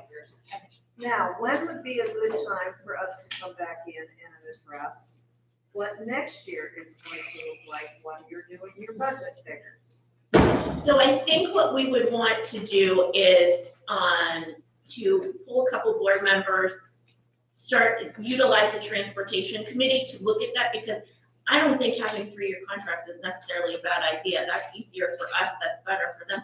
You know, different things can be looked at, so, you know. We can add that to the finance committee. I've got it. Okay. We've got a good group in there. Perfect, then. Glad you said that, I want. We'll just add I that don't want on to to speak for the, the finance committee, but they're a good group of people. we'll add that on to the charge of the finance committee then. Let us get that piece done. The finance committee will then get in touch with the bus contractors to have some discussion with you all about that, since we already have that mechanism set up, okay? Committee that just Yeah. started. All right, That budget doesn't have, we don't approve budget until March. We don't start. January, we could approve it. Yeah, we start working in January, so, you know, So we'll be fine for the first of the year. yeah. Well, we want to thank you for your generosity. You didn't have to do this. Thank you guys for. Sticking it out. It's, you know, it's hard. Yeah. You need somebody to drill oil or something, I don't know. Not even oil anymore, natural gas, what can you find? You need some more sell this money. We need coal. Yeah. Okay, so whoever is gonna end up doing, the, transportation piece, please remember P through U is gonna be tabled. And is there any other pieces, Lori, that everything else is okay? We just want clarification. There's gonna be 177 days on our contract, so if you guys go hybrid, or if you guys shut down, we'll still get paid, even if the state doesn't reenact Act 13. Is that what you guys are saying? Because you already have it written into your budget. Well, it's written into the budget, however, we don't get the reimbursement until we submit those reports. What is the thought of the members as to what we do with that? Because, am I correct, Emmy? That those numbers are written in, but we don't actually have that money until it comes back from the state. We already received transportation money. We did receive it. And so if we go down, we don't have to send any of that back. Yeah, but it's a couple years behind. Yeah, it won't be, that'll reduce next year's reimbursement. Oh, okay. Okay. I don't know if we can say what we're gonna do with that, till we know, I mean, I don't know, can we guarantee something? We don't know whether the state's gonna reimburse us? If it comes down to losing our transportation contractors and paying that, and incurring that deficit, I think we need to pay, we don't have a choice. Because what happens when we pick back up And we have no buses. Jen Calendar has no buses left, and then we don't have a way to get our kids back to school. So then we will be virtual. Yeah. Completely. I know Emmy and David are cringing at this moment. But is that what folks are feeling like we need to do? Yes. Yeah. Okay. So then we need to make sure everybody understands then, if we're shut down, they can't draw unemployment because we're paying. We can't get it self-employed now. people generally can't. But for drivers, last time. We continue to pay our drivers. right, but they won't be able to go get unemployment because we'll be paying. Right, right. And a lot of contractors, even though we didn't get paid last year, and if you guys shut down, the same thing's gonna probably happen with the food again. A lot of the contractors volunteered to haul like the free lunches and stuff around, which if you guys get shut down for a long period of time, that's probably gonna get reenacted, and we'll be right there to make sure that all gets done again, because you're paying us, we might as well do something. And that's appreciated. Yeah, that was very appreciated. We actually had fun that day with Jen when we took the senior things around. Oh, that was fun. Yeah. Okay, so Lori and Emmy, you guys know, you've got direction then for what we need to do for those contracts for the buses for next month. And then if you have any questions, you know, don't come up like. For the ones that changed, mine didn't change, but you're actually gonna put those days right in the verbal contract. I don't, Zach, maybe we'll have to talk about where that would go in the verbal contract. It's never been in the verbal contract. It's never been in the verbal contract, so in the verbal contract where it says, we will pay X amount of dollars for, just put in for 177 days. That way it's in writing.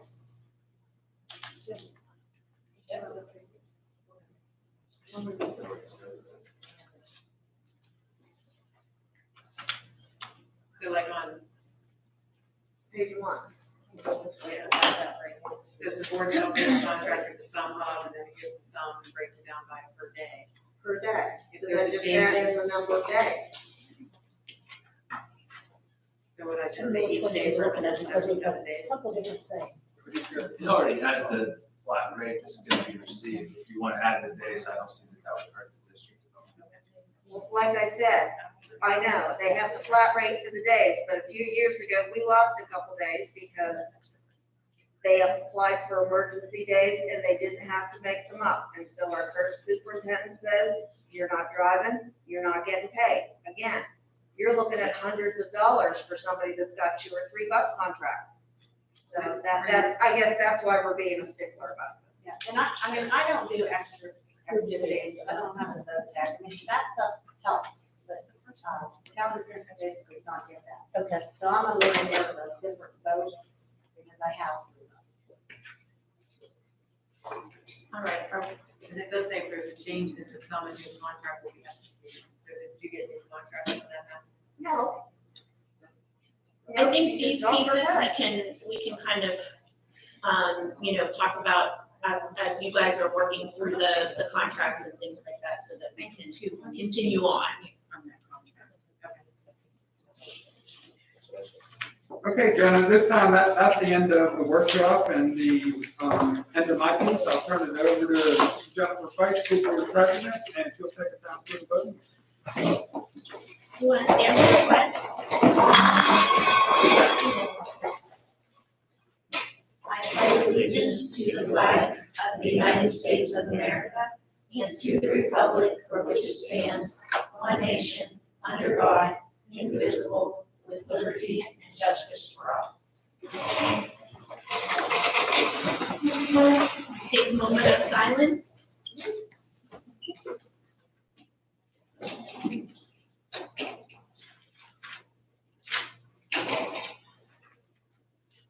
Tammy, will you call the roll, please? Mariana McGuss here. Megan Ritter. Here. Jennifer Fike. Here. Diane Page. Here. Laura Sherman. Here. Lisa Southworth. Here. Janine Stumpf. Here. Kelly Terwilliger. Here. Board Purcell.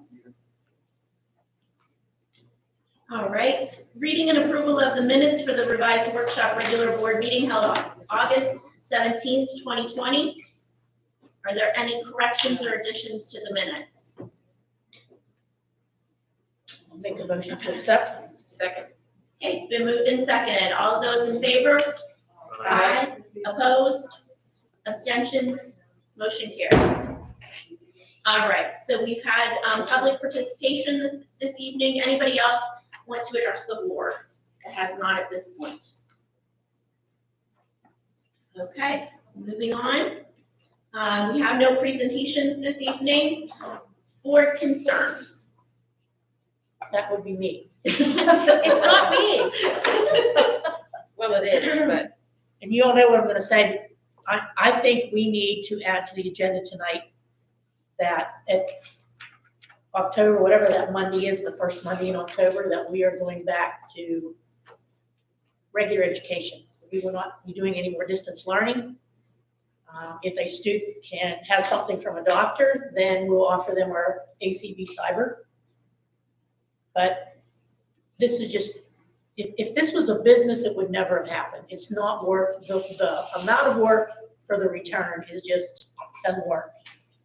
I think our teachers are bending over backwards and they're doing a great job, but I think the kids need to be back in school.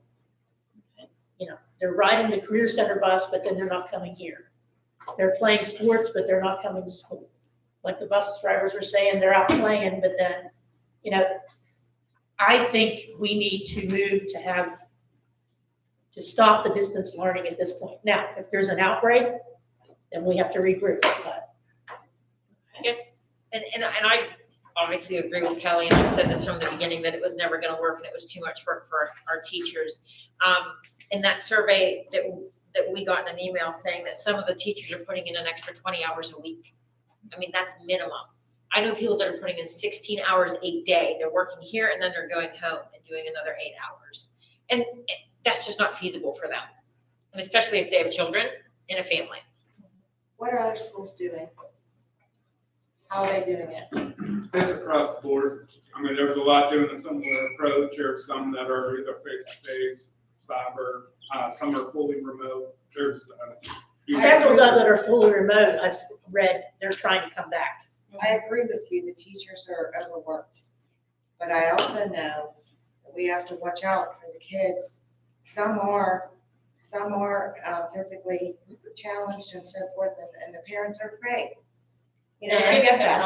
They're giving them an option. Right. But cyber is, the curriculum does not follow the distance learning. That's another problem. I don't think we would invest in a program that wasn't a quality curriculum or quality education to just hand out to students. It just doesn't follow. It doesn't follow, right? I get that. Right. Some Put in schools place as a do separate follow.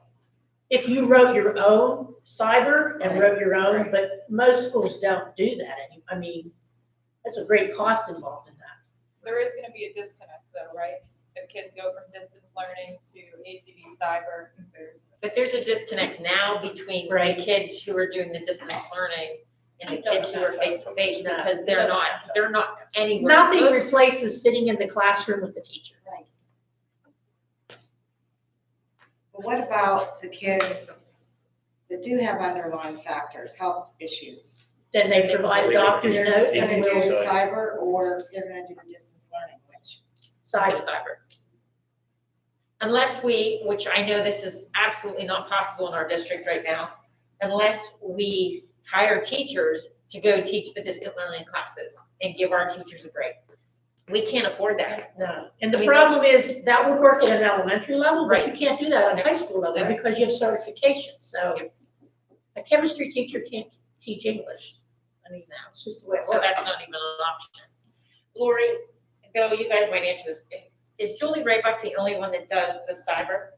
So she does elementary and high school? And she's overwhelmed, right? I'm sure she is. Because she, you know, Yeah, she has her own. you have to check in to make sure that it's going to work. You can't just turn them over to cyber and hope for the best.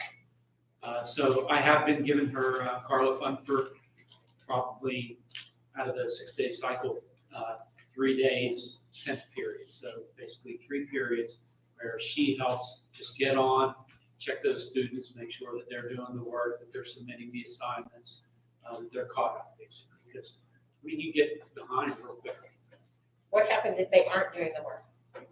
that they get a phone call from me.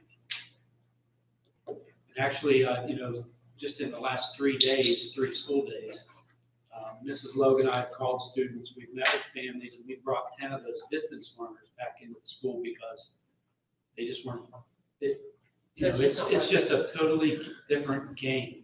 And unless you have parents that are able to stay home and support those kids on a regular basis, I mean, if you leave it up to a kid, what are they going to do? They're going to intend to do the work, but then YouTube comes on and, you know, and that's just an example. I mean, they don't do the work.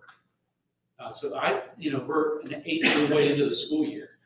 I cannot allow students to get further behind. They're not doing the work, and I'm talking, one student had 40 assignments, missing assignments that he did not do. If you get behind that far, you're never going to recover. So I've been calling those people, getting them in with their parents and saying, you've got to come back. I'm not giving them the option because I can't be responsible for them failing and then failing for the entire year. And I guess one of my, you know, just like you said, you have to have those parents that are home. Well, what if you don't? And let's say that, you know, you have a junior in high school who has a 2nd grader at first. Is that junior's responsibility to make sure that that child's learning? That's where, like, one of my concerns is as well. I just think it's completely overwhelming our staff, and we're gonna, I mean, and we can't find subs as it is now. So if somebody wants, like, can't take it anymore and just calls off, we're not gonna be able to find subs. I mean. Well, too, and the other concern is the students that are in the classroom, what are they sacrificing in order for the time that's necessary for the burnout of the teacher? That's what I think of. Yeah, and we did see some of the comments that, from the, survey that Jen Stover did, you know, and that we saw a lot of, I feel like my face-to-face kids are not getting my full ability. And I can tell you that in the district I'm in, the teachers are the same way. It's not like our teachers and it's not our program, it's just the concept. The concept doesn't work. Do they do it at Con City? Yeah, And it's business learning? Yeah, and it's a nightmare.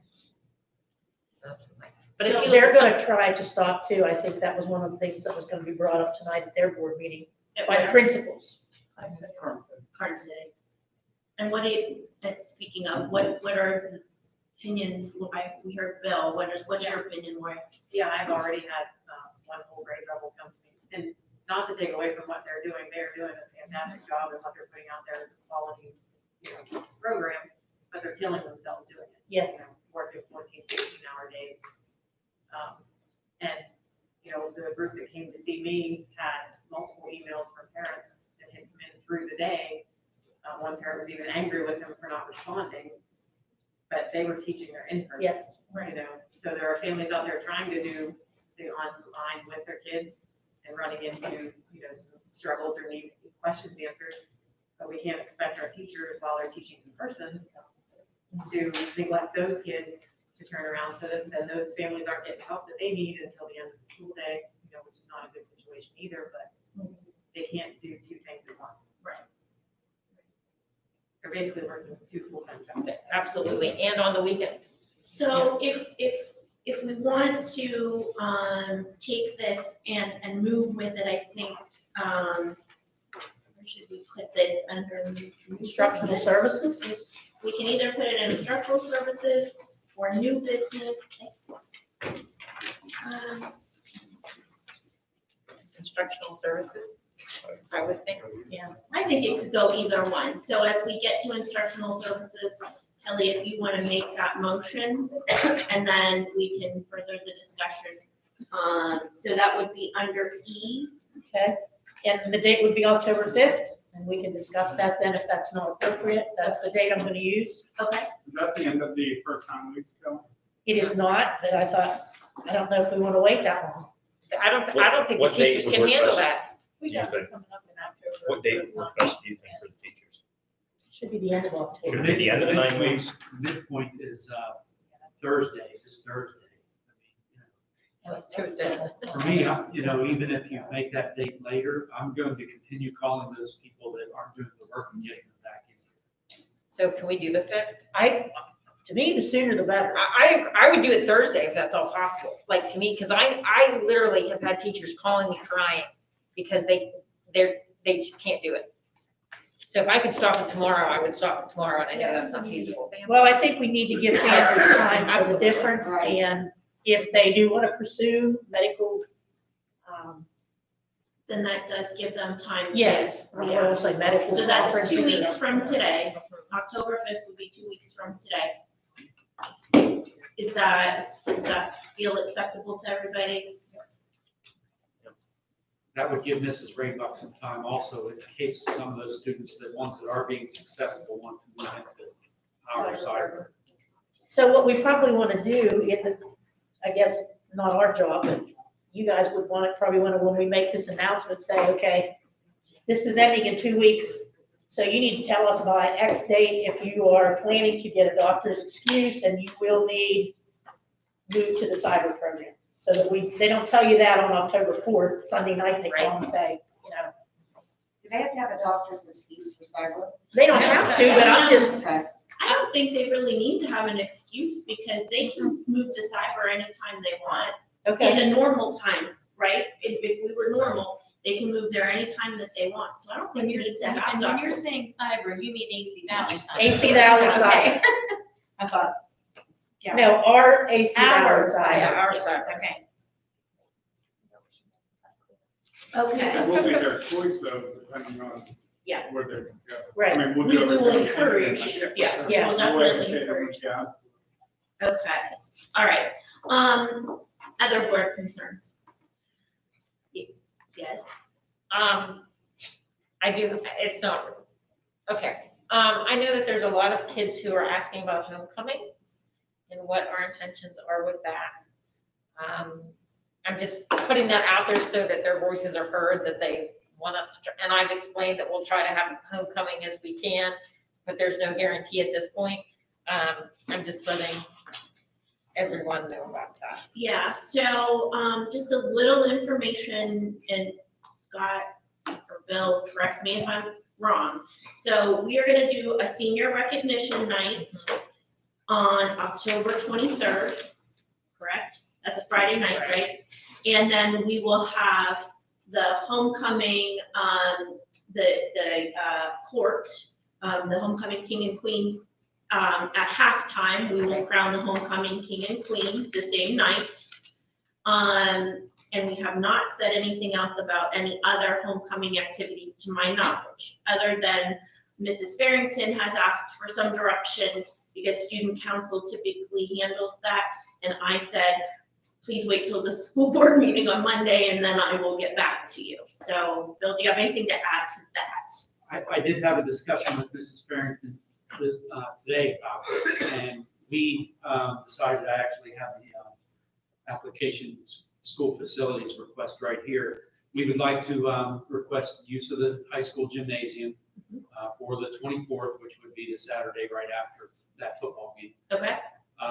We feel that we won't have to worry about, any outside rain issues or things like that. We feel that, we could get enough kids in there, one day per person, and socially distance them. We can use the cafeteria even if they want to just sit down and chit chat and snack or whatever, they normally do. But using those two areas, we think that we can do it in a safe manner. Okay. So I assume they won't be allowed to dance, if they have to maintain social distancing or what?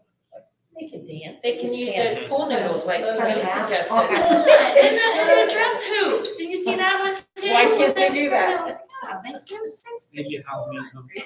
I would love that. Putting a mask on. The concern was that dancing doesn't allow 6 foot social distancing. Some kids it does. With the two people, no. You're talking about slow. Everybody else. Right, slow dancing. They can slow dance like this. Like, yeah, okay. Yeah, I floated pool noodles past Abby and that was not a really popular, idea. The but- visit dresses too. Okay, so then, Bill, you'll bring that up for us then to vote on for the facilities request, correct? That's correct. One other question, because this was brought up today. So October 23rd, that's a home football game then for us? Yes, So would Union be participating in that with us? yes. Okay, because I heard Union was doing their own this Wednesday, but our football players were going to attend that because. That's correct. They set that date early because we thought that maybe we would get shut down or the football season would be canceled. And once they set that date, they didn't want to deviate.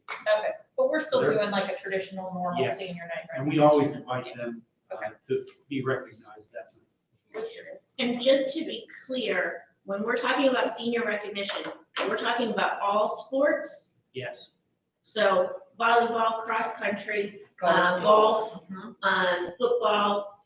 yes. Okay, just so that everybody is on the same page. Okay. All right. Any other board concerns? Yes, you're killing me. Okay, I have one quick Shut her thing. off. Yeah, I have one quick thing here.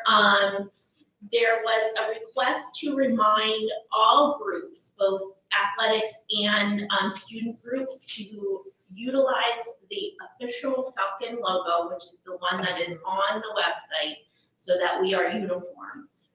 It seems that some are taking some liberties and changing our bird up, so we They're want using to the stay. Falcon, the Yeah. Atlanta Falcon one instead of the one on the website. Yeah, so, just, please remind, the groups that that's the official. I won't order stuff because It's probably a copyright issue too. Yeah. I won't order stuff because it's not the right logo. Then one other, thing, I sit every Tuesday and Friday, there are, PSBA holds virtual meetings for school board presidents. And we all sit in bits and gripe and, stomp our feet a little bit, but we do get a lot of good information. I don't know if any of you heard, Governor Wolf did veto House Bill 2787 today, so it's going back, and my information is that, they're going to attempt to override it, so we'll just have to wait and see. So if anybody doesn't know, that's allowing us to make our own decisions about number of people we have, in any place, okay? There's been a lot of discussion about liability legislation, but of course, there's nothing out there yet, so, we're still flying on our own.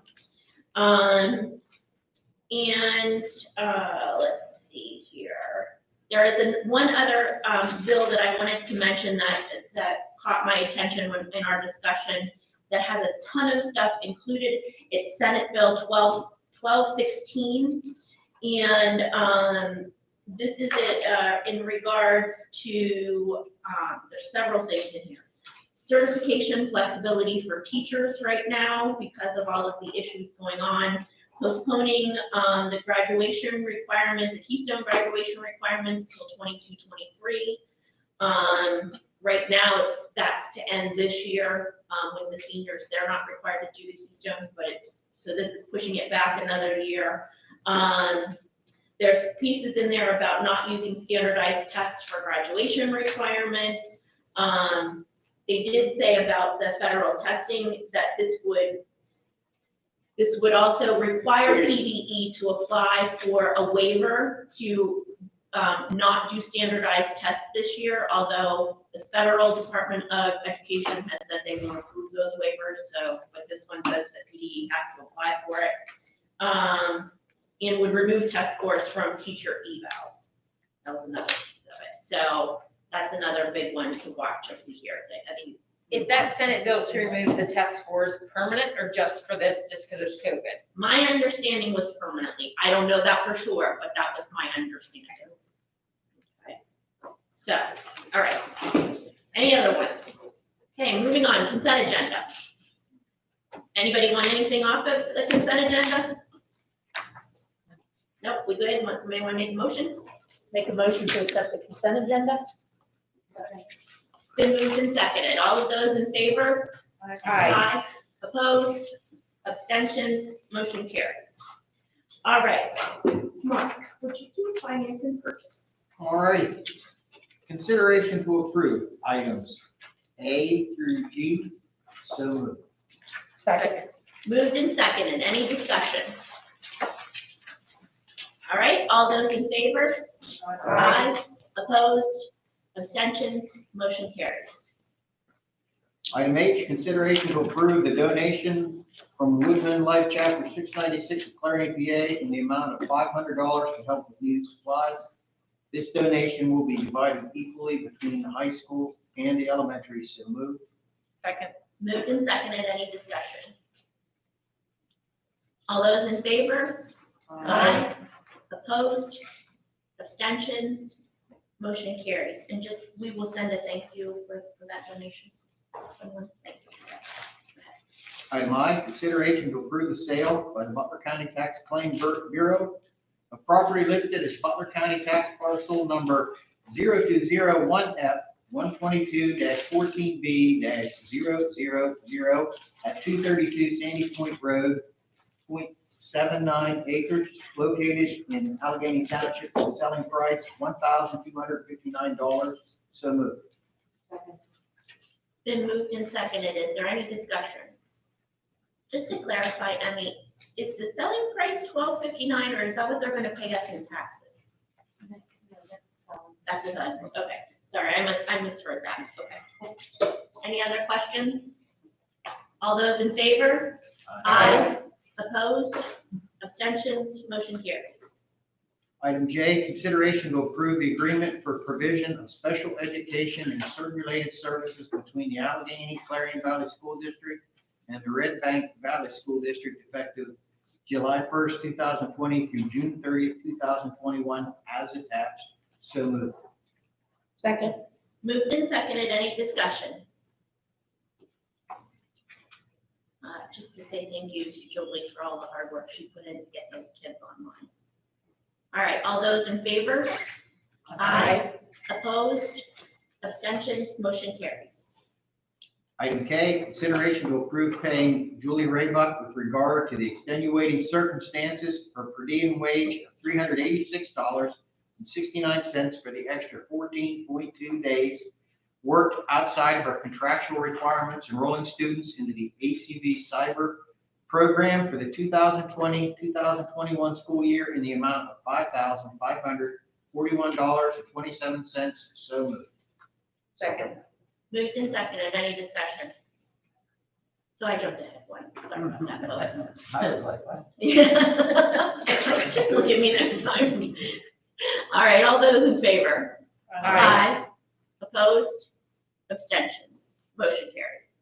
Item L, consideration to approve the extension of the seamless summer auction, known as SSO, and the summer food service program, SFSP, into the 2020-2021 school year. So moved. Second. Moved and seconded. Any discussion? All those in favor? Aye. Opposed? Abstentions? Motion carries. Item M, consideration to approve the amount of $10 per hour as paid for one-to-one aid substitute and secretarial substitute beginning with the 2020-2021 school year. So moved. Second. Moved and seconded. Any discussion? All those in favor? Aye. Opposed? Abstentions? Motion carries. Item N, consideration to approve the quote from Curriculum Associates, quote ID number 217246.4, dated July 23rd, 2020, and valid until December 31st, 2020. In the amount of $78,539.10 to be paid from the Elementary and Secondary School Emergency Relief Fund as attached. So moved. Second. Moved and seconded. Any discussion? 1 second. Is that for cyber? No, that's the iReady testing program to analyze student achievement levels and what they need, what they are missing. And we looked at a couple of them. I mean, it was a pretty thorough process and had presentations on them this summer. And Tim and the rest of them, the rest of the students. No, iReady. Special ed thought it looked good. Second one specific was special ed. Any other questions or discussion? Great, all those in favor? Aye. Opposed? Abstentions? Motion carries. Item O, consideration to approve the quote from Lindawood Bell Learning Processes dated August 11th, 2020 in the amount of $25,356.68 to be paid from the elementary and secondary school emergency relief fund as attached. So moved. Second. Moved and seconded, any discussion? Is that just for a year? Yeah, that's for 1 year, that Chris and Associates did for 3 years. I thought that one was for 3 and then this one's for 1, right? Yeah, and we just have 1 year of written down here, so the elementary we can go out to at 4 years. Right. Any other questions? Okay, all those in favor? Aye. Opposed? Abstentions? Motion carries. I'm going to put items P, Q, and R together, using the separate names. Consideration to approve the independent contractor agreement between the Allegheny Clarion Valley School District and Lauren Judge, Sarah Thompson, and Tiffany Lingenfelder for psychological services to assist with report writing dated September 21st, 2020, as attached. So moved. Second. Moved and seconded, any discussion? Okay, all those in favor? Aye. Opposed? Abstentions? Motion carries. All right, personnel. Carrie, you want to do this one? Sure. Consideration to approve Jared Hewer, is that how you say things?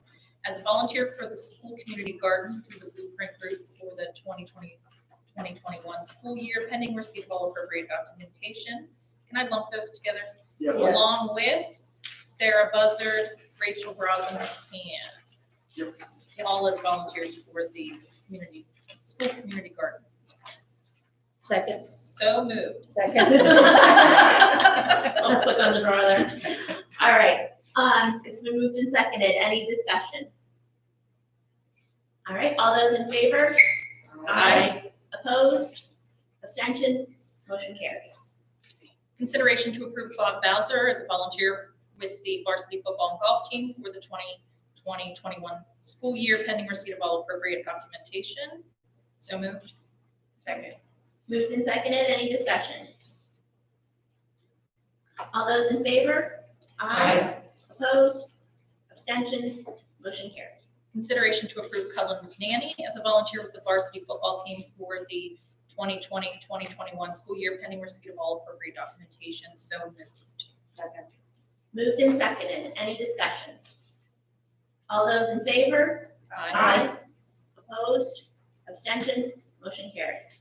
Consideration to approve Stacy Fox as a volunteer with the junior high and varsity cheerleaders for the 2020-2021 school year, pending receipt of all appropriate documentation. So moved. Second. Moved and seconded. Any discussion? All those in favor? Aye. Opposed? Abstentions? Motion carries. Consideration to approve Richard Buddy Merwin as a volunteer with the varsity football team for the 2020-2021 school year, pending receipt of all appropriate documentation. So moved. Second. Moved and seconded. Any discussion? All those in favor? Aye. Opposed? Abstentions? Motion carries.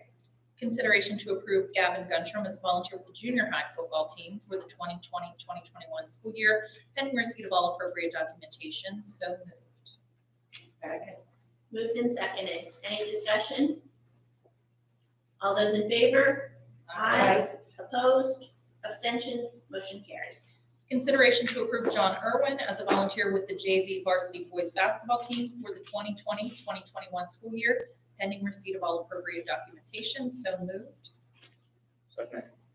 Moved and seconded. Any discussion? All those in favor? Aye. Opposed? Abstentions? Motion carries. Consideration to approve the request from Mike Waggle to continue as a volunteer with the varsity baseball team for the 2020-2021 school year. So moved. Second. Moved and seconded. Any discussion? All those in favor? Aye. Opposed?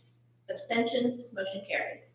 Consideration to approve the last chance agreement between the Allegheny Clarion Valley School District and employee number 280 as attached. So moved. Second. Moved and seconded. Any discussion? All those in favor? Opposed? Abstentions? Motion carries. Consideration to approve the memorandum of understanding between the Allegheny Clarion Valley School District and the Allegheny Clarion Valley Education Association effective June 30th, 2020 through July 1st, 2021 as attached. So moved. Second. Moved and seconded. Any discussion? All those in favor? Opposed? Abstentions? Motion carries. Consideration to approve the Allegheny Clarion Valley School District's distance learner and guardian code of conduct as attached. So moved. Moved and seconded. Any discussion? All those in favor? Opposed? Abstentions? Motion carries. Consideration to approve the request from Jamie Best, cafeteria employee, to use retroactively Thursday, September 17th, 2020, and Tuesday, September 22nd, 2020 as unpaid leave. So moved. Second. Moved and seconded. Any discussion? All those in favor? Opposed? Abstentions? Motion carries. Consideration to accept the letter of intent to retire dated September 13th, 2020 from Carol Cotterman, reading specialist, as attached. So moved. Second. Moved and seconded. Any discussion? I'm sure Lori is going to be very sad to see her go. So, all those in favor? Opposed? Abstentions? Motion carries. Okay, instructional services. Meg, you want to do that? Sure. Lauren, elementary report. You're right, we will be very sad to see Carol go. She did kind of give me a heads up last year that this year was probably going to be it. She's just turning it in a little sooner than we thought. As far as start of school, I'm happy to report that, despite all of the struggles of getting started, things have gone very smoothly. The kids have been very cooperative. They come in off the buses with their masks on. They take their mask breaks if they need them or as the teachers give them to them. They wear the masks into the cafeteria, take them off to eat, put them back on if they're taking their tray out. Like, they have fallen into the routine pretty seamlessly. So even though we kind of expected that our phones might be ringing off, but mine has not been when it comes to masks anyway. So kids are pretty resilient. I think that probably even more so than us adults, they've adapted to their new normal. Unfortunately. Couple things. We had some major donations from Station 55, the volunteer fire department in Emlenton. They held a fire truck drive one Saturday in Emlenton, and we had tables full of items donated by community members for our teachers to kind of shop from and during in-service. And Park Hill Church of God gave us 4 or 5 big Rubbermaid tubs, also full of supplies for the teachers, everything from tissues to crayons and notebooks and you name it. There was all kinds of stuff in there. So our teachers have been able to shop through those things as well. So we extremely appreciate our community and their generosity. We can always count on this community to come through and donate. They take care of us. We appreciate that. We did start back up with our logger days. Our therapy dog logger started last week. He's visiting us on Tuesday, Wednesdays, and Thursdays this year. 2 hours each day. The times vary a little bit each day based on our schedule. He does both classroom visits. He and Marsha Bass, his handler, do classroom visits and individual visits. And they do everything from read to him. Sometimes he just walks around while they're working on stuff and they can pet him as he comes by. The kids do really like reading to him. Everything, poetry to little stories. And most of them, that's what they'll choose when it's their turn with logger. We did adapt this year to reduce the numbers that are with logger at once. For the most part, we were doing individual visits even within the classroom, so one kid at a time would come over. Although in a couple of classrooms, they had prepared like a group reading, so there were a few students sitting around him that read their stories. So it was fun to go around with him. The kids really appreciated seeing him. And I think Logger and Mrs. Marshall were happy to be back as well. We have started up our PBIS. We've actually done 2 weeks worth of Starbucks winners. So we had 7 winners last week. When you You may have seen them posted on Facebook. I do have pictures of today's winners, just haven't gotten around to posting that yet. That'll be tonight. The kids have reminded me several times that I still have to do a superstar luncheon for my quarter 3 superstars from last year. They did not forget. That I've been talking with Grant. I had 21 superstars last quarter 3, which was our biggest number. So we're trying to figure out how we're going to make that happen and maintain social distancing. So we may have to do a couple of smaller lunches, but we will catch up with that. We do want to do a kickoff that we normally do at the beginning of each year. However, we're talking about how to do that differently because normally we all go into the gymnasium as a whole school and we have a fun kickoff rally for PBIS where we review the principles of PBIS, but also have some fun while doing that. Since that's not possible this year, the team does want to explore doing it somehow by classroom, possibly with some virtual aspects to it. My biggest issue has been finding coverage for the PBIS team. So we are very tight staffed and don't have a lot of extra room in the schedule for those coverages. So for that and PLCs and all that, we still need to find a way to cover it. Most of my time has been tied up with transportation between the audit and the state report and all the contract issues that we've had. So I'm hoping once this week's over, I'll have a little more time to dedicate to pulling people out of thin air to get coverages. The next hurdle. And that's pretty much what's going on in the elementary the first 4 weeks. I'd start out by agreeing with Lori that the start of school has been unbelievably smooth, to be honest. Students have just done what needs to be done. Teachers are working very, very hard. And, despite the fact that we're wearing masks and doing all this social distancing, I think that we're all making the best of it. I have a number of items here that I need to go through. Some of them we've already discussed. But kind of along with a couple of those things, the homecoming, the senior night. I also want to mention that I've been discussing with Mrs. Farrington about NHS ceremony. In the spring, the NHS ceremony was canceled due to COVID, and we do plan on holding that ceremony for those kids from the spring sometime within the next month or so. We plan on holding that up in the auditorium. It'll be parents only, 2 tickets per child, and of course we'll follow the social distancing in the mask.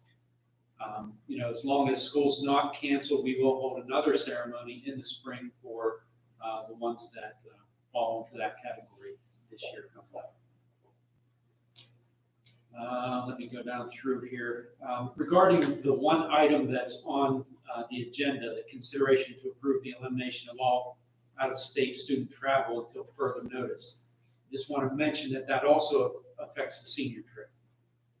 I've been discussing with Mary the fundraising issues and things like that. We are moving forward with the fundraisers despite that, whatever you decide here, because, obviously if we get to that time of the year and the COVID thing disappears or it's alleviated a lot, we wouldn't have any money if we didn't do the fundraising. So we are going to proceed with the fundraising regardless of what you decide tonight. And hopefully in the spring, when that time comes, we'll be able to, do what we normally do and give those seniors an opportunity. Let me see. To be honest, I'll be glad that the distance learning is over. It has created an unbelievable amount of work, not only on the teachers, but on my front office. We've been on the phone, calling, leaving messages, meeting with parents. It's been a nightmare as far as that work goes. And trying to get these kids, back in and back into the groove and get their grades figured out. It's been a mess. Not to say that every student has not been successful at it. There have been a few. But for the most part, it's been very, very difficult for everybody. It's just, in my opinion, it's not a natural way to teach. And it takes a special combination of teacher and student to be able to make that really work. I want to thank you for the iReady. It was the one piece on the agenda that you've already approved. All of my teachers that are using the iReady in math and in reading the high school have given those assessments. And I hope maybe even next month to bring you a report of what that looks like.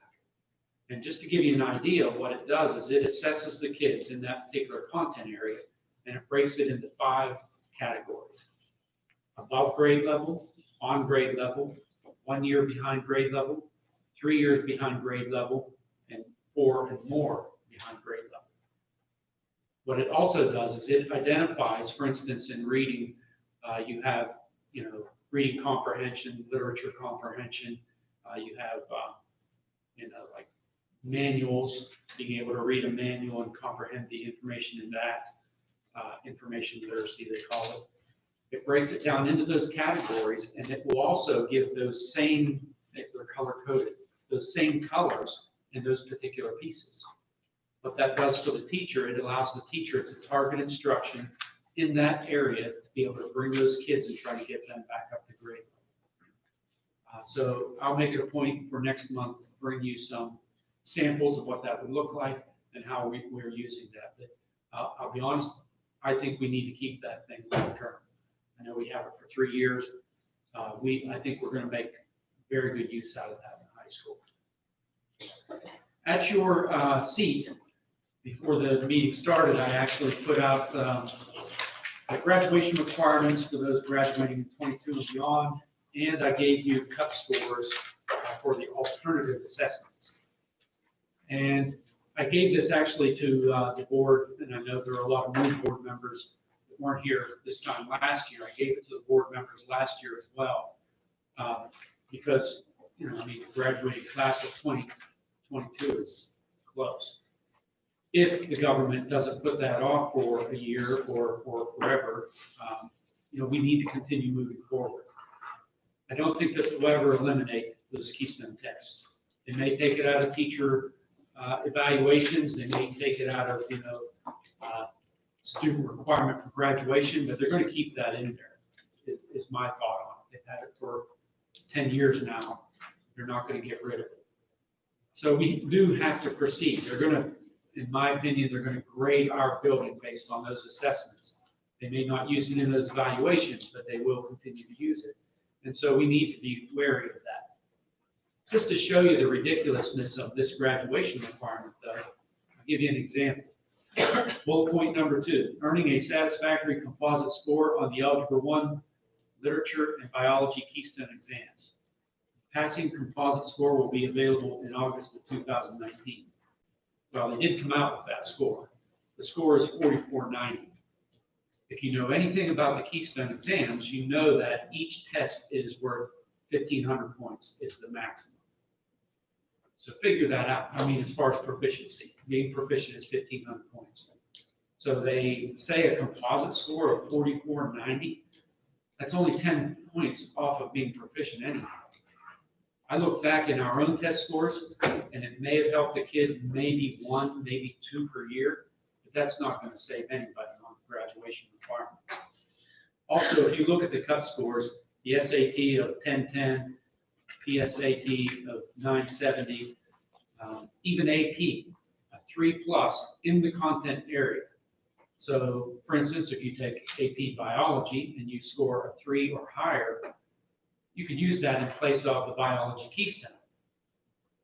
I don't know if you've ever seen the Biology Keystone, but in comparison, the AP is a much, much more difficult test. Plus they get paid for that. Correct. So, if a student passes that AP, they're definitely going to pass that Keystone. So again, it's senseless why that's even an option. But I wanted you to be aware, some of the things that we are thinking of, because we are going to work toward crafting and changing our senior project at the high school just a little bit. We've been working on that a little bit over the last couple of years. This year, I think we are really going to move on that.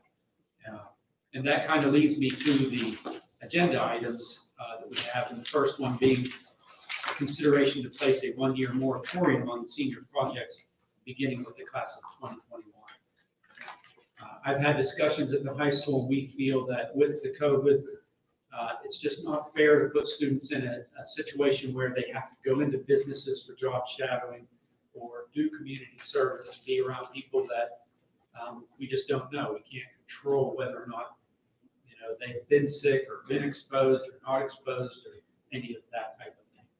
So we are asking you as a board to consider that for us. The other option, or the other item that's not on the agenda is the request to use the gymnasium and the cafeteria for the purpose of homecoming on October 24th. And that's my report.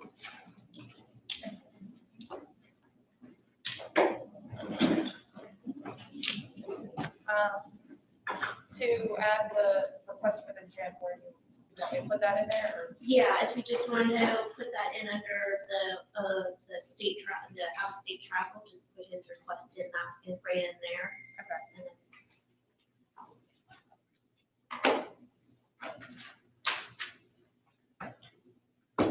All right.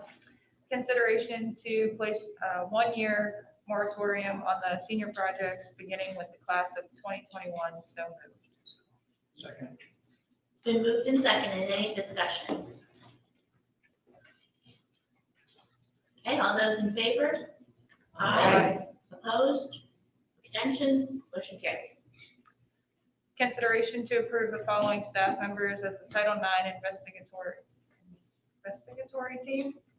Dean of Students as the principal investigator, the junior, senior high school principal as the Title IX coordinator, and the elementary principal as the hearing officer. So moved. Second. Moved and seconded. Any discussion? Okay, all those in favor? Aye. Opposed? Abstentions? Motion carries. Consideration to approve the elimination of all season sports leagues conducted outside of the KSAC until further notice. So moved. Second. Moved and seconded. Any question, any discussion? How many teams does this affect, or games, or tournaments? Boys and girls basketball, varsity level. That'd be the only thing at this point. Do you have games for them scheduled with outside of KSAC? That has never been done through the district. I mean, like our regular schedule, we have our KSAC too, then we schedule extra games, yes, but the off-season stuff is never done. What I'm aware of, yeah, that's always been on the coaches. To find those things. So my question is, and I don't even know who's going to be here to answer this, the tip-off tournament that the boys do, That is part of our league schedule. okay, so that won't be affected? No. Okay. Same with the girls, if they do one? This just Affects works like there their summer all league. The season. summer leagues, fall leagues. Okay. So it's off-season stuff. Okay. So if approved, Dr. DeTulio, you'll contact the coaches? Yes. So how often are we going to revisit this then? Because it says until further notice. How often should we revisit this? I think it needs to be monthly, because everything's changing. Everything's changing weekly, but. Coach Reese, bring it up next month, we'll look at it. You have athletic committee meetings twice a month? Mhm. I mean, It could with be, how quickly things are changing. Right. Yeah, it should be every athletic committee meeting. So this needs to be on the agenda every month then from now on? Sorry. I would think, I think I'm not on yeah, it. I would I think would say, so. Okay. You got transportation, so I'll be. So what we would approve tonight would be from now until the October meeting, if there were any of those things going on now until the Has October. there been anything going on? Have there been any activities? Not that I'm aware of. Okay. Everybody's been kind of waiting to see what everybody else is doing. Yeah, we're waiting. Well, we just say till further notice, Jen, and then we can just add if we wanted to stop it. Say that again, Kelly? Instead of just saying that we're gonna approve it from now till October board meeting, just leave it as it is, and then next month we can add if we want to rescind that. Right. Yeah, we would just continue to put it on the agenda each month then. And I think that makes sense. Because like everybody said, everything's changing. I mean, Right. I mean, It does daily, it feels like. Okay. Any other questions, discussion? Okay, all those in favor? I, Opposed? Aye. I So there's three I of us oppose opposed. it. Okay, you have us, Yep. Corey. Abstention. It does make sense. They're playing Motion carries. in season. In season, they can play people out of KSAC, but out of season, they can't play people out of KSAC. Can I change my vote? I think we're confused. Yeah, I think we're confused. I think we're very confused. Okay, So I can give you an example for girls basketball. Okay. My husband is part of the summer league that operates in June. They didn't have summer league this past June because of COVID, but that would be out of season and it's not scheduled through the athletic director. Dave does that on his own, joins that league, and takes the kids up. These kids actually transport themselves there. He'll take a van if somebody doesn't have. so like in this Okay. Nothing volleyball, when he affiliated does with the the outside school. volleyball, when they So do we're the allowing outside. them to have their season, but we're not allowing them to play additional. And some of those teams aren't even KSAC. Right. Right. But it's, Just they where go it was. as our basketball. It's different from AAU because like AAU is, Right. some people Yeah. on our team, but not everybody. and It's there might not be people from other teams on that team. But this is ACV girls basketball and they go, it's been at Clarion the last several years. And they do, and they have games twice a week. And it's a wonderful learning opportunity Yeah, for the kids. It's fun. I mean, it's just. So were they really- playing teams that they would have played through a game? Yeah. Some- yeah, same sometimes. time. Not always, not always, right? Some of the other teams were KSAC, but there, like Mark said, there were teams outside of KSAC that joined that. summer It's league. just a less stressful environment. Yeah. I mean, But they the refs go- like doing it because it gives them practice. But they go as the AC Valley basketball Yeah. team? Okay, so that's kind of one of those things where it's. They don't wear uniforms, they'll just wear like t-shirts. It's kind of like. No uniform. Oh, okay. So it's just like practice But and it's the same scrimmages. exact team, and they're same team. Going to play another varsity JV team. At a. But if they're At playing, another they could school. be playing a school though that we don't normally play. Correct. They could. They could, but Who also still has a playing. health and safety plan. in Yeah, place. I think I was confused. They played some games at Grove City before too, right? we redo They that. usually just pick one school and that's where they have a regular set schedule. But they don't come here to do it. They could if they chose to use AC Valley as a school in the summer. Oh, during the summer, but it wouldn't be during the school year. That particular one, I don't know what the boys do, I can't speak. But this was brought up by the committee, right? It was. That's why this is on here, because the committee discussed it. yes, and I was not at It that was, committee but then, meeting. So much has changed So between much, when this was exactly. discussed at that. that was been like weeks ago, Yeah, quite honestly. So as a committee, are you saying you don't, we can strike it then? I mean, it got on here because the committee brought it, so I don't have a problem striking it if Jameen, Mark, I'm not on the committee, so I Yeah. don't care. I mean, it's I up to you. don't have a problem doing that because, I mean, just like Megan said, you're playing them during season, why not? okay, so if folks are not okay with that motion, then somebody can make another motion. Okay, so I will make a motion that we strike the consideration to approve the elimination of all off-season sports leagues.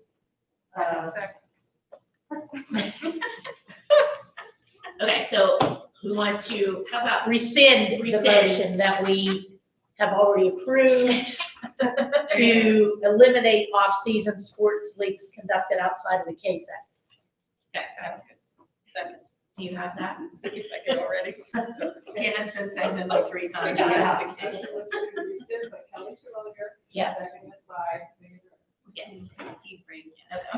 So if you are voting in the affirmative, you want to rescind what the motion that was just passed, okay? Everybody clear about that? So what are we supposed to All say? right. Aye.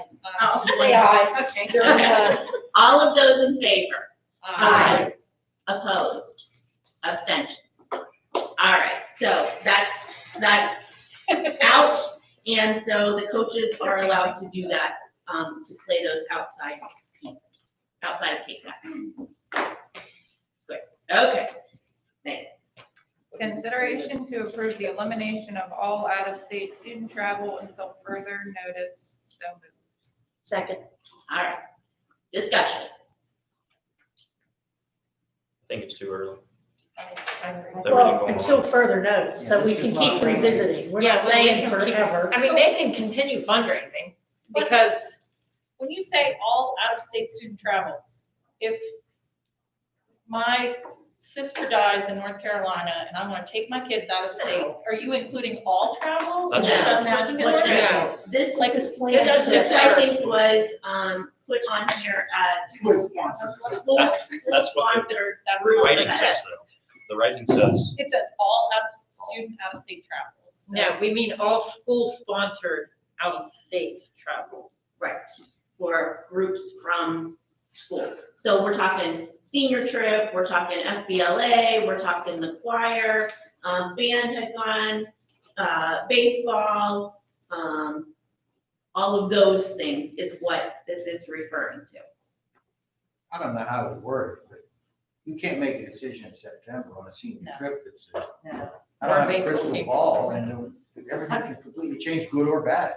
And there's nothing coming up in the foreseeable future, like before the next board meeting. But I think the Correct? So- intent is that they understand that this could happen, Mhm. right? I think they already understand that risk, though. Well, I don't know if we need to have anything on here that says, just so you know, depending on what the situation is, we may be canceling any trips that you're taking. Right now, we still have to prove it, right? Yes, right now we So still approve. Even if we would eliminate this, they still have to bring it to the board for approval. Some of them we've already approved. Well, the baseball, we've only approved for them to register because they needed to do it early. Right. Okay. We did not And then approve we the trip. requested information from Dewey for him to provide to us, you know, Has he done that yet? not to my knowledge, I've not received any information from him yet. So we probably need to, you know, we need to probably give him a deadline for providing that information, because I went back and I'm not sure, in my notes, I don't have that there was a deadline to do that, so, you know, we can probably. I don't- Periodic. I didn't think we put it there. Yeah. I thought we said something different than what was in the minutes, so What I'm did not you even think? sure. What do you think we said? I thought we said that we gave them the permission to look into going as the registration. We didn't flat out say he could go. Well, that's what Mark just Because said. of- Mark said just to register. Yeah, To but register. we requested information, we asked for a return to play, and I forget the wording you used on that, as far as how things were gonna be handled, but, Was it a COVID plan that we requested from him? Yeah, information about how, you know, what they were gonna be doing, you know, in terms of keeping things separate, and those kinds of things. Okay. I apologize for these. I thought it was a return to play plan, like we have. I think that's what we asked him to do, is like. I think you're right. How It was a they're gonna return handle to, the health not and so much, safety aspect of. yeah, safety Yeah. aspect, not so much return to play part of it, Right, but just the health and safety part. the healthy safety part. which, I just think this should be on a case by case basis. No, it shouldn't group this all together right now, like they say. Based on the time of the year that it's gonna occur. Right, I just think that this Like, is I mean, a it has to pretty get approved by us anyways. to put out there now. So Dewey just sent me a message and reminded me, and this is, I will say this is my fault, and Dewey tried to call me the week I was in a prison working, and I forgot to return this call, so I will do that to get information and I'll provide that. so I don't want people just to assume that it's going to happen, you know, that's my biggest concern. That trip to Spain, you I know, agree. that was a big thing, and you know, that took a lot of fundraising and a lot of work. And we'd like to say no, but we had to. So they want to continue with fundraising, go for it, knowing that it's not 100% guaranteed that they're going to be able to go. I think it just like, I mean, like everybody said, it's a month by week, day by day. I mean, once flu season hits, we could have a plethora of COVID cases. But so far, the only thing that has been brought to us has been the baseball trip. We've not gotten any dates for any senior trips or FBLA trips, nothing else. And so, Okay, so the way the motion reads is that we would not allow trips until further notice. So if you do not want to do that at this point, we would vote no. If you want to say no trips until further notice, you would vote yes. well, okay, but how often are we going to revisit this? Is this going to be an every month revisit? Is it going to be a revisit if somebody asks permission to go? I don't understand. Or is it only hotspot states? versus Yeah, and those non-hotspot change states? I mean, like, constantly. just for example, okay, the baseball team. Mr. Larry, you said that, or maybe it was Mike, somebody said that there's different Cal Ripkins all over the United States. So let's say Florida peaks up again and they don't even open the wide world of sports, whatever that thing's called. Is there other places that you could go in that place, in place of the Disney trip? Or do you have to register specifically? Or do you have to specifically register for that? I don't know the answer to that, because Cal Ripken has recently taken over the Disney part of their baseball program, and they have not released that registration information. They promised us 2 months ago the paperwork, and they're holding it. My guess is because of COVID and whether or not, because I think they took a huge hit last year with refunds. We were lucky to get our money back. Right. Disney was actually a lot better to work with than Southwest Airlines was. But we don't know, we're speculating they're holding that paperwork because of that, because they want to make sure they know what's going on. So we talked to people from Cal Ripken that are now at Disney a couple of weeks ago, because we looked into flight prices, because our flight, Southwest, you can book 6 months ahead of time. Our flights are now available for the week that we're supposed to be going. And the flight prices are already up from last year. So we asked them, please give us the registration information. We need to book our flights, number one, so we can all be on the same plane. Right. So we can keep track of all the kids. And they have yet to send it to us. But to answer your question, I would think that if we would register with Cal Ripken in Florida, and Florida becomes a hotspot again, that they would transfer us to Another one. Pigeon Forge or Myrtle Beach or San Antonio, or there's other Cal Ripken, there's one in Maryland. I don't know for sure, but I would think they would transfer you on another location.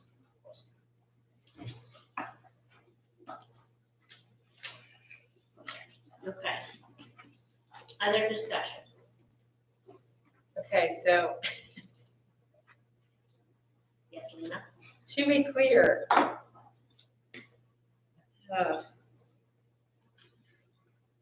This really needs to be reworked. Yeah. I think it needs to be. Because as Carrie said, it says all out-of-state travel for students. Right. It does not Yeah. say school-sponsored School trips. sponsored. Can we modify? Anybody can make a friendly amendment. Friendly. How about an unfriendly one? Well, you could call it unfriendly if you like, but Robert says friendly amendment.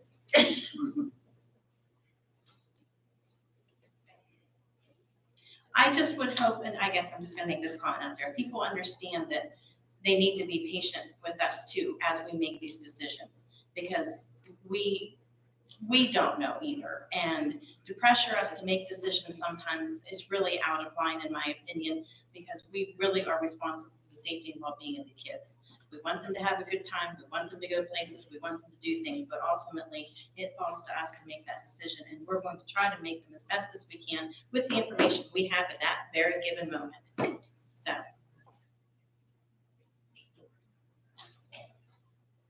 All right. So is anybody making a friendly amendment to this, or are we going to vote this up or down? I make a motion that we. Well, you can't make a motion right now, because we have a motion on the floor, so Okay. we need to deal with that first. A friendly amendment. Oh, you gotta make an amendment. Yes. Okay, somebody else do If you want to You can do that. Yeah, if you want to add to this or change it in some way, then you would say, I make a motion to add a friendly amendment. that. Okay. But we can't make a motion. Yeah, you said. we To can't make a friendly amendment, okay. you can, Okay, yes. so the words I friendly. make a motion to make an amendment to the wording to say school sponsored Okay. athletic. Is that what we decided? Athletic. No, just No, school it's sponsored. Sponsored, Out of state travel. okay. Which will be revisited monthly or can we do that? Yeah, What if you change the wording to suspended instead of eliminated? Oh, that's an interesting word. Elimination seems like it's It's just not a definite true, done yeah. deal, that's it. I like the word suspend, that's a friendly amendment. I think there's Okay. a lot of discussion around this to vote on it now. I don't know. Can Or we you table can it? choose to table this, Can we table this till next month? Yes. and things move on as they are. I mean, you know, people are still fundraising, they're still Because looking at those trips. nobody's come to us and said, the senior trip wants to go to Tennessee, or the new choir trip, or, do you know what I'm saying? Like, it's gotta, Well, they're working on it. Mary's planning on it right now, like, Mrs. Gordon had talked about. So they would have, but I think. they're Did she waiting give any to see idea how of things when go. she's thinking? Usually spring, right? Yeah, usually. I just think something needs to be on here so that people understand that we could end up canceling things because of the state of affairs. can we just say that? Just so people were aware that it's a possibility, just when you're planning, understand When you're that, planning, if you have to get trip insurance, get trip insurance. yes, Right. because we have to be responsible for the students. So if Yes. things go south, We have Hopefully two they won't. faculty meetings scheduled for tomorrow. I could relay the message from the settlements of the board. Okay, can I say something on that? I have people in other school districts that I know, and they have already set it in place for the year, no trips across the board. And there's been a few organizations that they go through, multiple companies, they have the trip insurance. That trip insurance guarantees you your money back, airline, whatever. Well, that's required for all of our school That's trips required now. for all of them. Yeah. But these parents were, some of them were upset because they were seniors, their kids were seniors this year. But they realized this isn't something, they were upset at first, but then they're like, well, this was the school board's decision.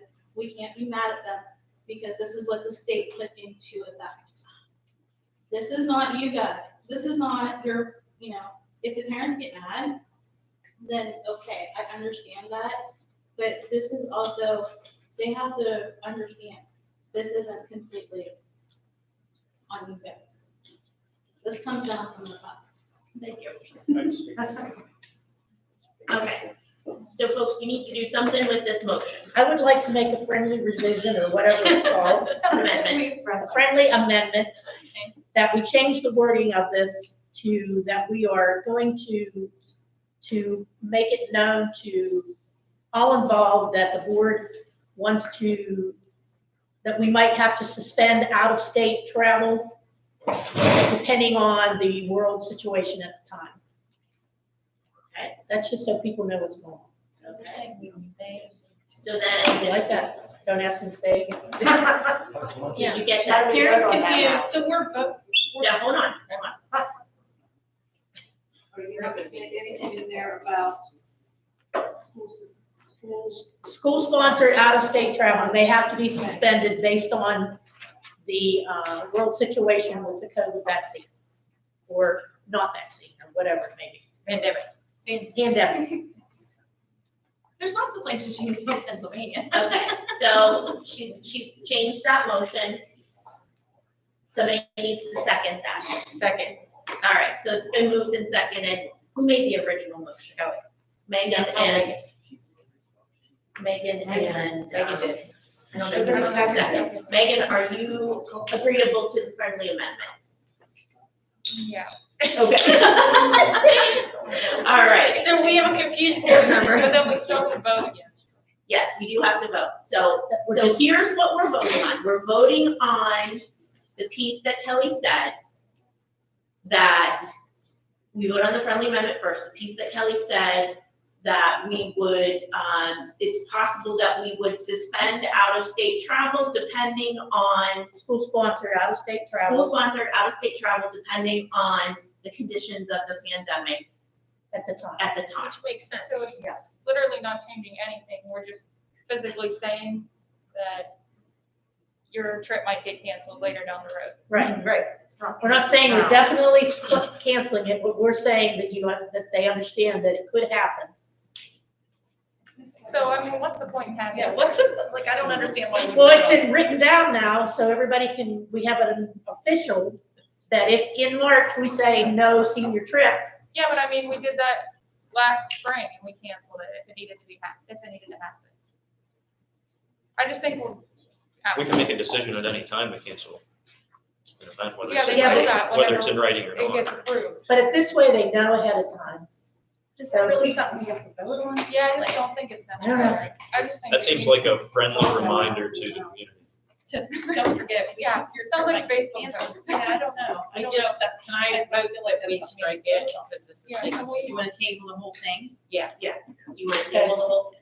Oh, so Table. now Let's we're gonna table table it that until next Until month. next month.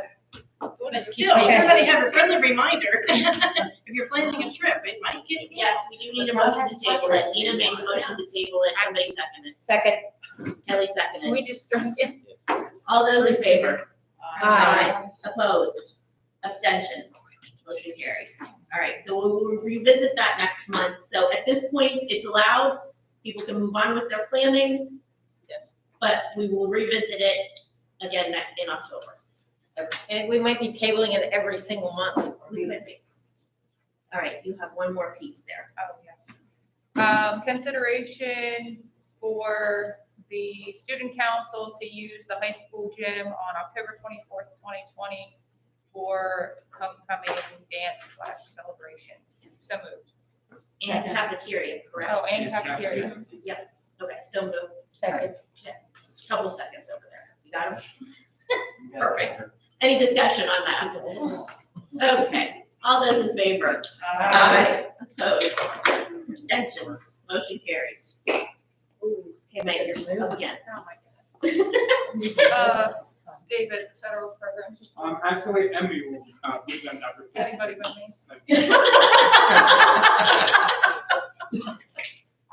David Carolongo and I have met several times to review the federal programs, and getting Carrie set up on the PA grant system. Carrie has completed and submitted the 2020-21 consolidated report for our federal grant. She also submitted the final report for the PA Smart Grant, which was due on Friday, September 11th. The day that it was due, she found out that there was an extensive addition to the report that also needed to be filed, and we reached out to Steph Best and the rest of the PA Smart team to help out with that. Within hours, they came through for us, so we'd really like to thank those individuals. We are working on finalizing the 2019-20 title grants that have to be submitted by September 30th. The Pennsylvania Commission on Crime and Delinquency Grant, which is the COVID-19 safety grant, has been filed, and we were told that the money should be forthcoming. That total of the grant is $147,422. We will be meeting tomorrow with Scott Burns from the detention center, and Mr. McDivitt wants to introduce Carrie and myself to Scott and go over the title delinquent portion of consolidated application. So we're moving forward on everything. How's the process? So we're doing good.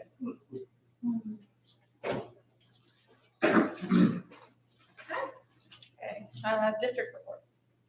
I was gonna touch on a number of bills that are out there. Jen gave a pretty good overview, so for the sake of time, I'm going to skip over my piece of it. But I do want to point out the paper, and I'm sure everybody's seen this, and Ryan did an absolutely wonderful job. The story was a picture of our football team coming in with the American flag. In the time that we're living in right now, couldn't make me more proud. I took a picture of that and sent it to all my buddies that are inside and outside of education. And I brag about the school district all the time, but I was more than happy and proud of what we're doing. So good job to all of you, everybody in here, for making that happen. And that concludes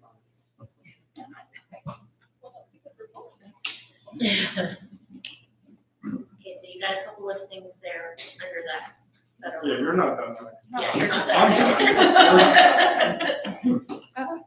Okay, consideration to approve the flexible instructional days application for implementation in the 2020-2021 year as attached. This motion would enable the district to use up to 5 days each year for distance learning due to emergencies such as inclement weather, water outage, electrical outages, and natural disasters that would compromise the safety of the students and staff. So moved. Second. It's been moved and seconded. Any discussion? All those in favor? Aye. Opposed? Abstentions? Motion carries. Consideration to approve the Allegheny Clarion Valley School District K through 12 School Pandemic Response Plan dated September 21st, 2020 as attached. So moved. Second. Been moved and seconded. Any discussion? All those in favor? Aye. Opposed? Abstentions? Motion carries. Consideration to approve the Allegheny Clarion Valley School District Phase School Reopening Health and Safety Plan, including the Athletic Return to Play Plan version 4 dated September 9th, 2020 as attached. So moved. Second. It's been moved and seconded. Is there any discussion?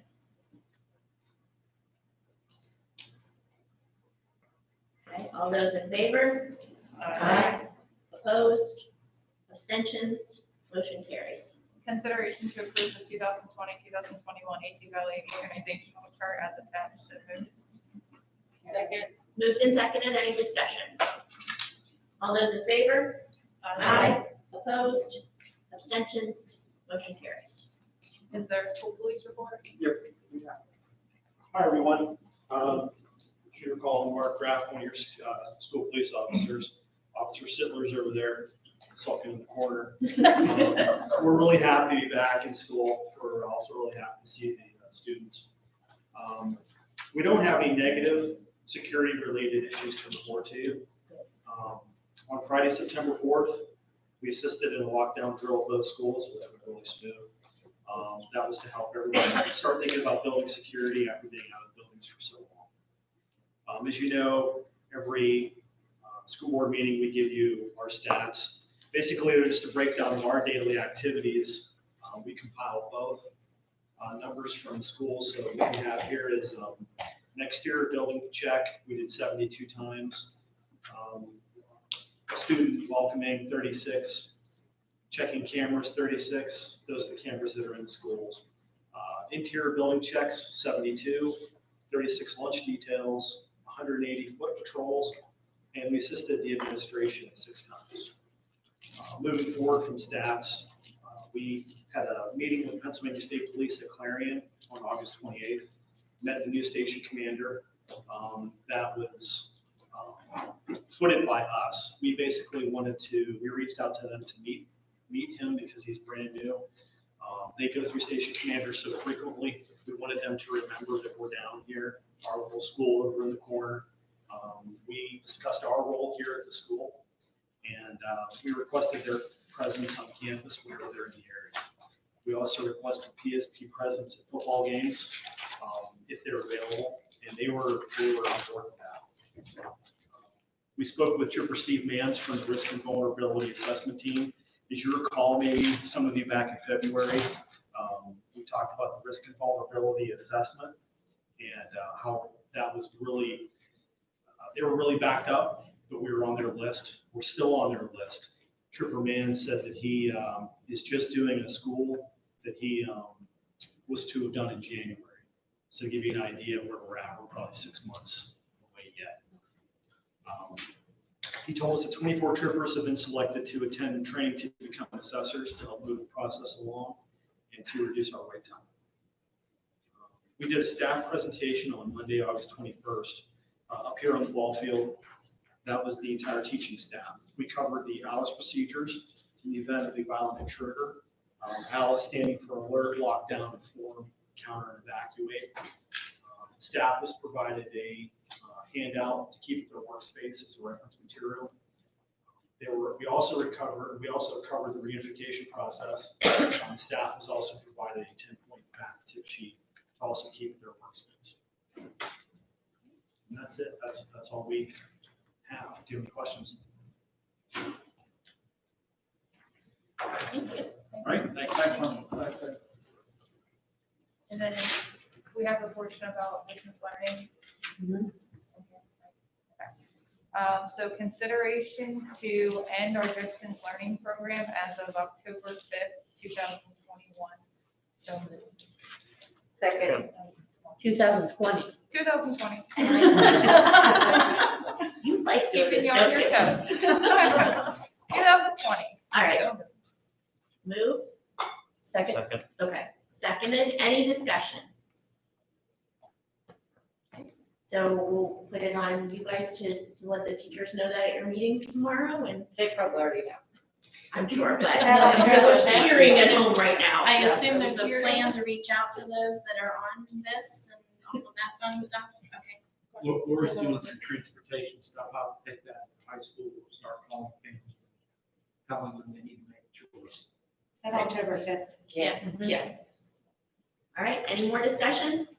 All those in favor? Aye. Opposed?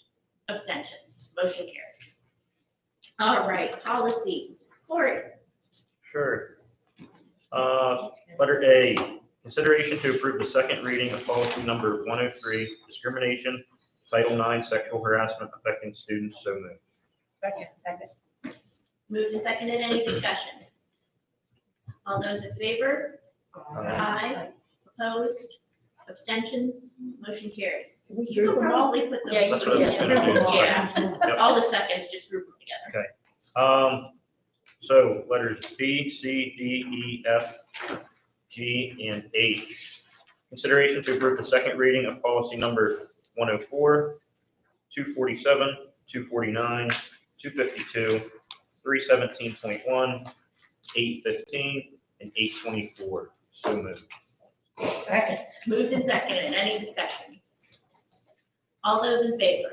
Aye. Opposed? Abstentions? Motion carries. Letter I, consideration to approve the first reading of policy number 916, volunteers. So moved. Moved and seconded, any discussion? We'll have Dr. Tulio get that other information for us, and so we'll have some edits for the second reading. You all, everybody's good? Okay, all those in favor? Aye. Opposed? Abstentions? Motion carries. Okay, Mark is not here, so we don't have a facilities report.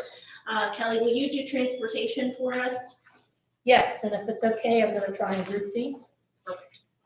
So we're going to have a motion to consider the contracts for extracurricular activities with Roberts, also with Stan Bailey's, the extracurricular transportation with Jen Calendar Transportation, the extracurricular transportation with Martha Jane Cook, and the Career Center transportation contract with Robert Busing and with Bailey Busing, the van contract between the district and Michelle Eiler, the van contracts between the district and PM Myers Transportation, and it lists the vehicles on your transportation list.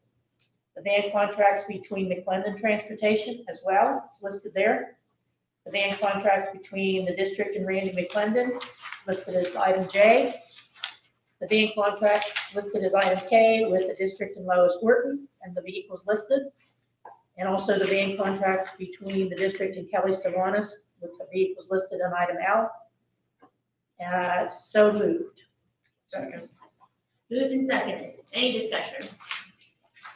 All those in favor? Aye. Opposed?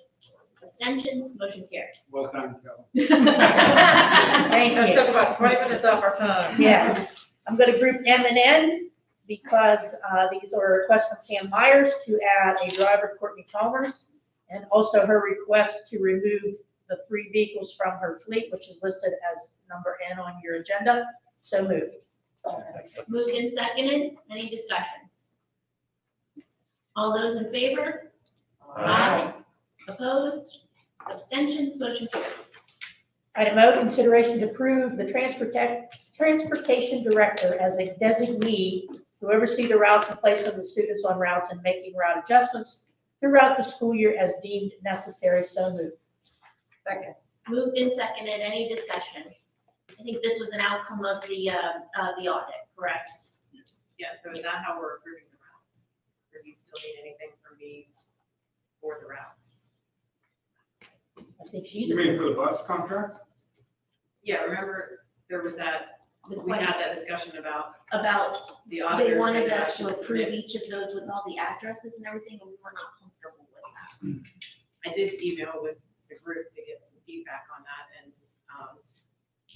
one person did it exactly as the auditor said, with addresses, names, and everything. Others had modified it in different ways. I mean, I could share those responses with you. I just wanted to, like, maybe direction on if I need to provide you with anything. No, we're saying you're in charge of that. Yeah, I don't think you need to provide us with anything. The auditors wanted us to provide them with like each route and all of the names and addresses, and I said, I'm not comfortable with that. Paperwork. But yeah, like we got the drivers approved at the beginning, in August, I gave you a driver's list. Yes. With that, they said we should also be approving the routes. No. We're giving you So I that. did have the driver submit those. I could type them up, that we were concerned about. No, you get to Addresses approve and it. names being. No, part you- of- no, you don't address. Nope, you approve them. That's right. Okay. Okay. Any other discussion? Wait, we gotta I'm vote. sorry. Any other discussion? Right, all those in favor? Aye. Opposed? Abstentions? Motion carries. Okay, going to make a motion to table items P through U, the bus contracts for this school review. Second. Moved and seconded. Any discussion? P through U. PU. All right, all those in favor? Aye. Opposed? Abstentions? Motion carries. And I'm going to add item B to approve Ralph Emery as a driver for McClendon Transportation with the receipt of all appropriate documentation and an interview with the administration. So moved. Moved and seconded. Any discussion? All those in favor? Aye. Opposed? Abstentions? Motion carries. All right, Kelly, you're awesome. Okay, miscellaneous, Career Center, Lena? Anything to? I don't do career center. That's us. No, sorry, my bad. We hired a new health and safety attendance officer, so that seems to be working out. They kind of got left in the lurch real quick, I think, whenever she realized how much work was going to be needed to be done with the COVID. So, we did hire that. What else did they do? Hired a new healthcare instructor. Was that last month? I think so. I think the interview was a month before. How about the adult nursing program? How's that going? They haven't said anything about it. Yeah, there hasn't been much. January. They were wanting to get in the building, but it was at the same time the students were there, so still trying to figure out how that can work. No, the LPN program. The new LPN program? Yeah, wasn't that what it was? No, because they'll have to be in there. I heard January for that. But they were just taking some time to get things set up. We'll have to remember to ask. That new, there was a different school coming in. Indiana. Right? Yeah, to take over the LPN program. So, but Tracy seems to be doing a really good job over there. And She's on top of everything. yeah, she's Good. just. Mhm. Right? Excellent. You, now it's your turn. We voted down to hire the assistant special education. What was this? Yeah, It's so mostly special education director. Assistant director of special education, in another position. But other than that, it wasn't, and there was a lot of discussion around it. It wasn't a decision made lightly. But when it came down to it, a lot of us felt that if we are struggling in our, I mean, like we're $1 million in the hole, we couldn't justify having them have another position when we thought the money should be used towards the students instead. So that's pretty much all that I think, major thing that we had, so. Correspondence, we didn't have any this month. Technology committee, the biggest thing that we talked about was, we did get 50 Chromebooks in, 50 new Chromebooks in that arrived. They're going to start offering them, starting with seniors and working down. And the caveat is that if you do choose to get a new Chromebook, you must purchase the insurance. So we'll start with seniors and work our way down and see how many take us up on that. So that was a big piece. We did talk about allowing outside email access for those kids on cyber because they had some issues. So they'll do that. And I think that was I mean, those were the major things, weren't they, Kelly? Did anybody else? Okay. Okay, all right, so that was the major thing with technology. They talked about getting the students emails. Yeah, about the outside with LinkedIn Learning for this, yeah. Yep, I mentioned that, okay. Athletic committee update, who wants to do that one? I wasn't at the last. Yeah, I wasn't at the last one either. Dr. Yes, you Julio. were. You were there. The last one? Yeah. Whoops. You know what I think? I was forget only had checking when we that had our pandemic meeting. We met briefly afterwards. Oh, I wasn't Yeah, that Mark one. was proud. Oh, yeah. I wasn't I that forgot one. about that, yeah. That one. No, I didn't. You wanna just summarize it real quick? Then are you down for voting for stuff? I was in the finance For committee. athletics, Been there. Nothing changed. That's okay. Mark it on the calendar. Yeah. No, as you all know, it's been absolute torture. There's no way to say it. Everybody's doing something different. Everybody's trying to do the right thing. Transportation is a huge issue. I don't know how we're gonna do junior high girls basketball games, or boys junior high basketball games in the Tech Park. Because those buses are gonna have to leave by probably 2:00, 2:30 at the latest. I was able to get an extra van this week from the Career Center. They must have bought a new one. Hallelujah. So that saves a little bit this week. But looking futuristically, I know one of the big debates here has been, should we get another school van? Should we not get another school van? We need to get another school van. And I know it's money crunch, but I want to be honest with trying to just deal with the golf teams. It would save significant time and energy. Other than that, as I said, it was a good day today because just trying to reschedule a couple things futuristically. As far as I know, nothing else changed statewide, at least until I came down here at 6:00. So I'm hoping it stayed there. So that last Zoom meeting was 4 weeks ago we had, Yeah. and nothing really pertains from that Yeah. anymore. Okay, No. that's why I'm getting really confused. Probably until, next week we get something different. When is our next meeting? Next week? Next week. Next week. We didn't. No, it's 2 weeks. We're in 2 weeks. We didn't even really have one. No, we did the pandemic meeting. Yeah, And then we kind of met after that just to talk. try to fine tune some. Yeah, okay. Lane, I'll send you an email reminder. Yeah, because I would reach out to a couple of the bus services locally, and I can give you the names and numbers. They said that they could possibly help us out with extracurriculars during the day. Yes. One didn't sound super positive, but the other one. Yeah. Well, and I know our main contractors, they're scrambling like crazy. I mean, we know that they'll try to maybe do it and then, as we've said, God forbid somebody gets sick. I know. Yeah, nobody. Yeah, nobody gets it. Okay. All right, The thank 23rd, you. Lena.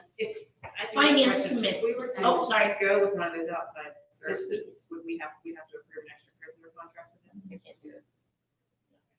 Yeah, we would have to. So we would be able to do that. to help us with that after. I mean, if you were in a crunch, we could talk about it and do it retroactively, but, if you were in a big crunch, so. I'm trying to think when that first game is. I want to say it's like the third week of October. Oh, well, then we should be good then. Right around the same time. Yeah, right around the same time. Okay. All right, finance committee. Yeah, we met on September 8th, the second Tuesday of each month. We reviewed that organizational chart that we talked about. We talked a lot about cyber school. Emily was in there and provided information. What was that sheet that you had? I think we were looking at the average daily membership. So yeah, it's progressive. We're working on outside cyber school. So the big thing is trying to reduce that expenditure. All right, thank you. Any old business to come before the board? Nope, any new business? Perfect. Who would like to make a motion to adjourn? Make a motion to adjourn. Thank you All all. in favor? Thank you. Thanks, Rick. Very good.